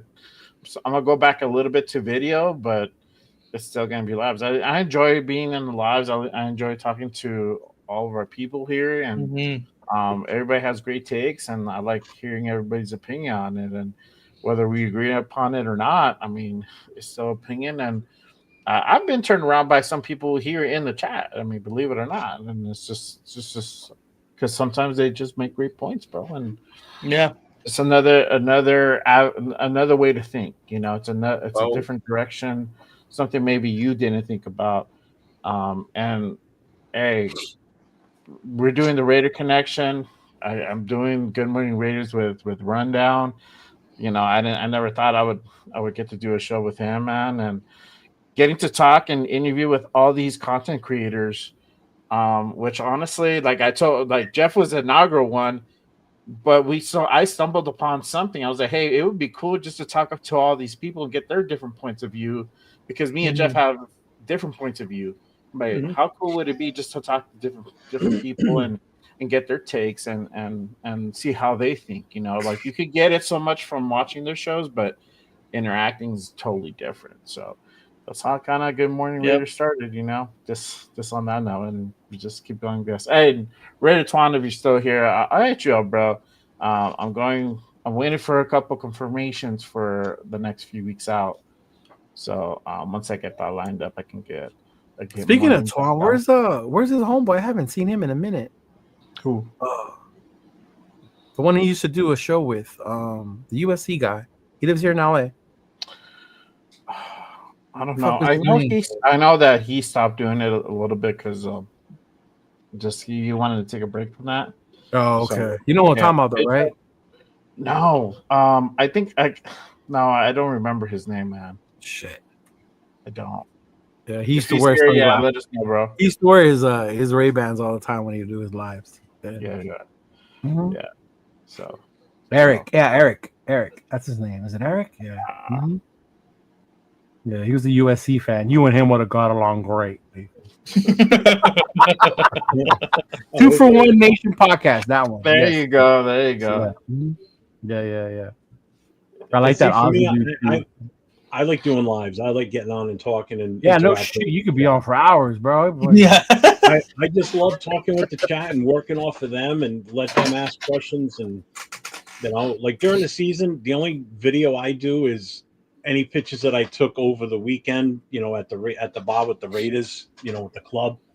That's like the only video I do now. I'm not doing any other edited stuff and everything. I just can't get into doing that. It's just it's too much sometimes. This is just I'd rather just sit here, throw on the computer, get on live, and just fucking go for it. Mm-hmm. I feel more natural this way. No. Yeah. Hey, editing the stupid intro took a while. I just gotta find the song. I think I'm gonna make one song. Hey, so just so y'all know, I guess I took over breaking the intro for the Raider connection. Oh yeah, I don't know. Nobody can fucking figure it out. Like YouTube is being so stupid. Which is wild because I use an actual song from an actual artist, and that shit just never gets flagged. Yeah, it's weird. You should I don't just know. extract the audio, bro, and send it to me. I think I'm gonna do that. I'm gonna extract the audio. You know what'll happen the second he does it and we put it in the thing, it's gonna fucking flag. You watch. Something's gonna flag and it's gonna fucking hit. Guarantee it. It's be like, fuck. Because I've been using that Ice Cube song and the Yaya and Fit song, the Raiders bitch, forever. Forever. Mm-hmm. Yeah. That's funny. So I don't know. Yeah. Speaking of Fitz, he'll be most likely on Saturday. Wait, you gonna have him on Saturday? You sure? I think so. Because he got WrestleMania this week. But we do it in the mornings though. We do it at 10. Oh, but he's gonna be doing I know they start their interview shit tomorrow and shit. Yeah, he's gonna be on. I'm most likely, but I'll get the final confirmation hopefully in the next day or so. He's a Raiders bitch. That's him. Mm-hmm.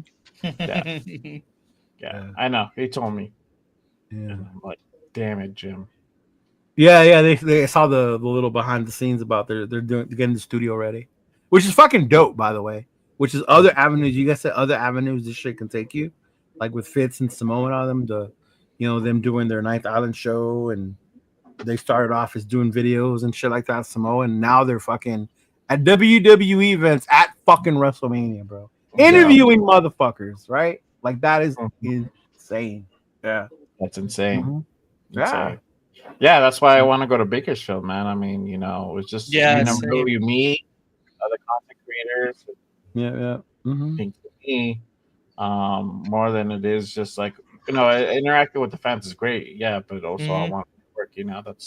That's my we even with I know we recently had the what you call it the Black Hole Sacramento, so hooking up with them, right? Then we got James from the military one, so seeing those dudes more and more too. So it's cool.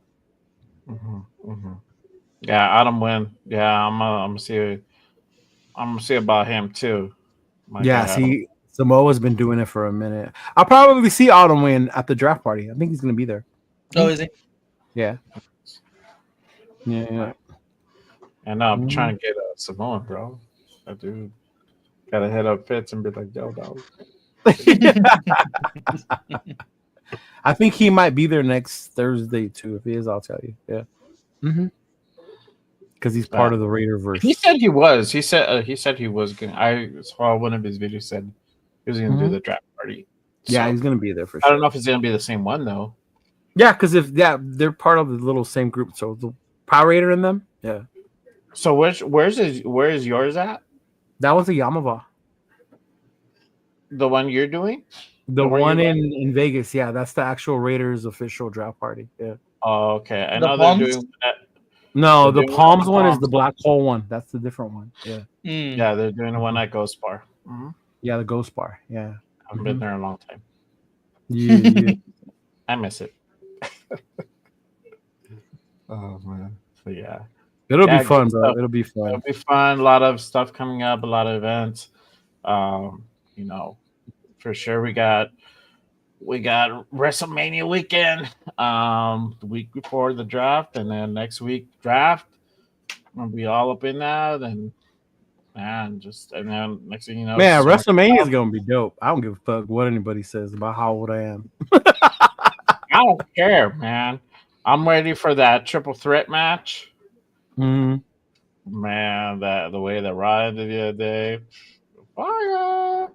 Yeah, the whole thing's gonna be dope, bro. Yeah. The whole thing's dope for all wrestling fans. I mean, I wanted to go to Vegas to see all the shit because I didn't realize Triple H was gonna get inducted into the Hall of Fame that weekend. Oh, for real? Okay. Yeah, he's my favorite wrestler, so it would have been dope to see that. Yeah. Why is that? Yeah, they're doing something. They're doing something Friday, right? Vegas? That's where it happens. Is WrestleMania Vegas right this yes. weekend? Yeah, it's in Vegas this weekend. Mm-hmm. It's Allegiant, bro. Allegiant. Yeah. So maybe you want to 100,000 motherfuckers are gonna be there. Yep. Yeah. No, thank you. At least I'm younger than Jeff. What the fuck's that got to do with anything, Jack? Fuck you. You just didn't get people's names right. Oh, dude, that's hilarious, right? He still calls Farrell with an L. Farrell.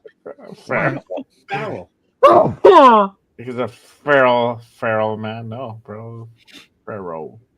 That's funny, Pepe. Pepe says, as a Chiefs fan, I'm hoping Carroll turns around because there hasn't been a rivalry for a long time. Let me see. Our inexperienced quarterback and coach beat y'all in Arrowhead, right? But it hasn't been a rivalry. Last year on Amazon on Black Friday, I almost beat y'all if it wasn't for our fucking kicker. But yeah, it hasn't been a rivalry. And we sacked your quarterback 5 times in one game last season. Yeah. Yeah. But I get it, bro. Only to be topped in the Super Bowl by the Eagles with 6 sacks against them. So that's 11 sacks in 2 games. Jeff, anyone old enough to remember the first WrestleMania? Of course, bro. The main event was Hulk Hogan and Mr. T against Roddy Piper and Mr. Wonderful Ballroom. I have it on DVD. No, that wasn't a DVD back then, bro. This was on tape. But I have it on DVD though. I have all the first 10 WrestleManias on DVD, bro. I remember when Ric Flair and them, the NWA, used to wrestle, looked like in a little TV studio with like 2 rows of people, and the rest of it was all black, and most of them were all like 90-year-old ladies sitting in the front Now he's row. older than me. I never watched Ric Flair when he was young. Yeah, I remember watching that, and that's Yeah. going back like late 70s, early 80s. Hey, there you go, bro. LV Raider, some good work on that Gruden film, bro. Appreciate that. Good. This is good. Yeah, if you guys haven't seen it, go ahead, go over to my channel right now. I got 3 episodes already. We got Will Howard, Riley Leonard, and this last one, Seth Hennigan, who honestly really surprised me. Seth Hennigan, if you haven't looked out, which I said in the video that I haven't seen anything at all on Seth Hennigan, and he really, really impressed me. Now, I saw that you made one for Notre Dame's quarterback. Riley Leonard. So, obviously, you know how I feel about him, so I haven't watched it yet, but I'm going to. Mhm. I'm just Watch it. curious to see what Coach Gruden says about Riley Leonard. Yeah. It's up 805. Yeah. Where is he? Uh-oh. He's on popular. Oh, there you go. What's going on? Hey, you just in time. Oh The shit! Raiders are drafting Shador Sanders. Oh, yeah. Oh, God. Little music. You know, I didn't even say it once till you got here, bro. What up, 805? What's going on? See, even big dog? Lorenzo wants to draft Shador. I did not know that. I swear to God. You guys are Sorry, probably how okay. we'll set this up. I did not know he wanted Shador. I did not. Yeah. Did not. I think he had an inkling. I think it's as much cap as Derek Carr's shoulder injury.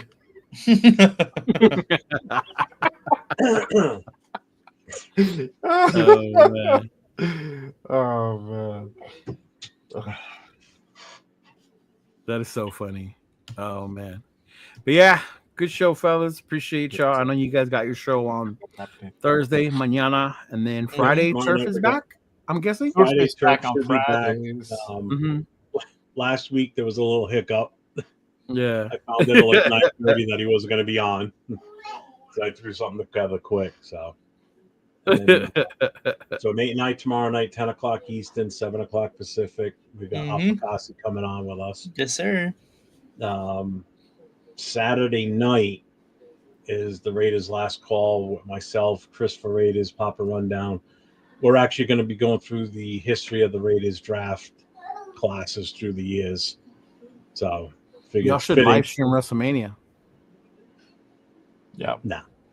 No. Nope. Oh, man. So that's all I got going on, and then maybe streaming games here and there. But Yeah, you guys still playing that Marvel game or whatever? it's been a minute since we played. Yeah. That game is fun, though. It is Definitely fun. good to hop on. Okay. I've been playing World of Warships. I seen that. Christopher Reid has actually downloaded it today. He Really? texted me, goes, this game's fun. I said, I fucking told you. You guys got Chris for Raiders playing with y'all? He's playing World of Warships. He downloaded it today. So Oh my god. Yeah, I don't know what was up with you two. You guys are funny today. I was like, what the fuck? oh, that was hilarious. I was streaming my own shit. They were streaming their stuff. They were supposed to let me know that they were going on to do that. They never reached out to me, so I'm like, fuck it. I'm gonna go stream. I didn't even know they were on until I started streaming. I'm like, oh fuck, they're on. Oh, Christopher Raiders? Yeah, I'm like, fuck it. So I just started listening to them on my phone and then typing in their chat. And then some of them were in my channel talking to me, talking to them, just going back and forth, busting balls both sides. It was funny, though. It was fun. Yeah, that was funny. But yeah, me, I just got the Saturday show, Good Morning Raiders. Make sure you guys tap in, 10 a.m. Pacific. I'll confirm in the next couple of days whether we're gonna have Mr. Fitz on. If he does, it might be limited amount of time. So that might be the thing. And then Monday, Raiders Unfiltered first show, we doing that, and then either Tuesday or Wednesday, I'm doing members only live. We're gonna run a mock before the draft, and then we back here again. The Rating Connection draft. Draft Pre-draft, yeah. Pre-draft? Pre-draft. Day Yeah. Eve? I don't know. Yeah, draft day eve. Yeah, draft day eve. I like that. Okay, there you go. Yeah. Draft day Eve. Great connection. We should do something. We should do something for the draft for our next Wednesday show. That's what I said last week. I said we ought to all do a draft ourselves and then Before compare it the following week to how close we were to what happened. We'll figure it out. Do a live draft Wednesday and then compare it to what happens Thursday. The following week. Oh, okay. To see how far off we were. Oh, okay, yeah. I thought we do our own mocks and we present it or something. I didn't quite understand. Yeah, it'd be like a competition, like basically like, hey, this is what I did, and we show it next the Wednesday after. But we can still put it up on the screen, but then we revisit it the week after. And that's drafting all 32 teams, right? No, just the Raiders. If you want to do the first round, do the first round if you want. Yeah. Well, I don't know. I said we just do our mock. I was thinking just doing the Raiders. We just take a turn. All right. We'll figure it out. Yeah, we'll figure it out. We got a week. We got a week. Thursday. Right. We got a week. Week, y'all. Yeah. Jay, I'll find it now. Okay. He's looking for something. I don't know what he's looking for. But all right. Yeah, I don't know. He's looking to sub to Jay's channel. Oh, I see. Yeah, remember, y'all, don't just sub, become members. And you get to enter into random shit like Raider Ryan did today by winning the Max Crosby Drip. Yep. That's right. Yeah. I'm gonna be doing jerseys yet. I'm doing drip. The gear. The drip? Yeah. I'll probably draft off that. Okay. Nice. Yeah. Until we get the memberships up, then we can splurge a little bit more. We just aren't. So show. Hey, I think that's it.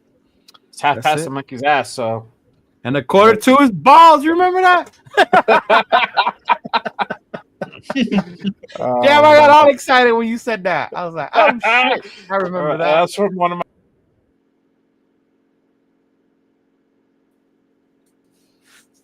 My bad. What happened there? It's because I was trying to switch it to put the video on and it switched. My bad. Okay. Hey, we're gonna get up out of here, guys. Appreciate what's happening with us on Wednesday. Make sure you guys catch us next Wednesday for the draft day eve. Mm-hmm. Eve. Right? Eve. Yeah. All right, y'all. Peace out. Take care, everybody. Peace out. Stay safe. Go Raiders. Just win, baby.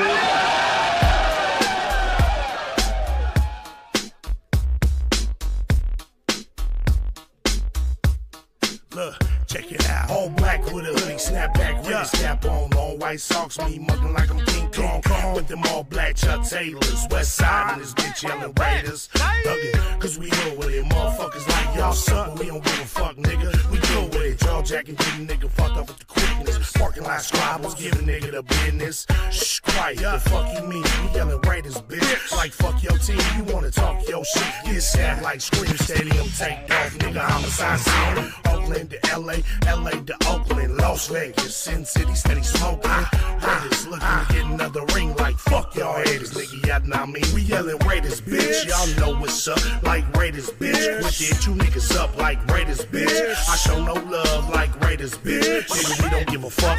Raiders, bitch. Y'all know what's up, like Raiders, bitch. With it, two niggas up like Raiders, bitch. I show no love like Raiders, bitch. Nigga, we don't give a fuck. With so much drama in the big LV, it's kinda hard being Yaya or end up C. But I, somehow, some ways, keep dropping these Raider hits like every single day. May I sip on this Henny while these haters pay attention and my name stay bitchin'. I'ma stay G'd up like a silver feed up and tucked as a burner just in case it heats up. But I'm humble, 10 toes down to never stumble. Keep doing Raider music, imitate and never double. It's like everywhere we go, it's like the same old shit. Here Raiders just suck, y'all can suck my dick. It's a nation just to prove, no need to consume, win, lose, or tie. Raider nation keep moving, top to the bottom, bottom to the top, it's Raider Nation all day till the casket drop. We yelling Raiders, bitch. Y'all know what's up, like Raiders, bitch. Wicked, two niggas up like Raiders, bitch. I show no love like Raiders, bitch. Nigga, we don't give a fuck. Raiders, bitch. Y'all know what's up, like Raiders, bitch. Wicked, two niggas up like Raiders, bitch. I show no love like Raiders, bitch. Nigga, we don't give a fuck. Welcome in this bitch like nigga, what's happening? With some whiskey in my cup, turned up, Raider Nation hella active. Watch what you say, watch the yapping, nigga, don't get your ass kicked. We bout that action, I'm a goofy nigga, but I ain't no goofy nigga. Fuck around and find out he's doing a two-piece nigga. Everybody knows me soon as I hit the scene. They like, Raiders, bitch, nigga, fuck your team. Champions Club, I am the one. VIP access, we do what can't be done. I do what I do, nigga, that's on the daily. Talking hella shit, give a fuck if they hate me. Only one nation, Raider Nation, and it's evident. Any other nation is irrelevant. Commitment to excellence, just win, babies, what we telling them. Shout out to the nation, you know I had to represent. We yelling Raiders, bitch, y'all know what's up, like Raiders, bitch. Wicked, two niggas up like Raiders, bitch. I show no love like Raiders, bitch. Nigga, we don't give a fuck. Raiders, bitch, y'all know what's up, like Raiders, bitch. Wicked, two niggas up like Raiders, bitch. I show no love like Raiders, bitch. Nigga, we don't give a fuck.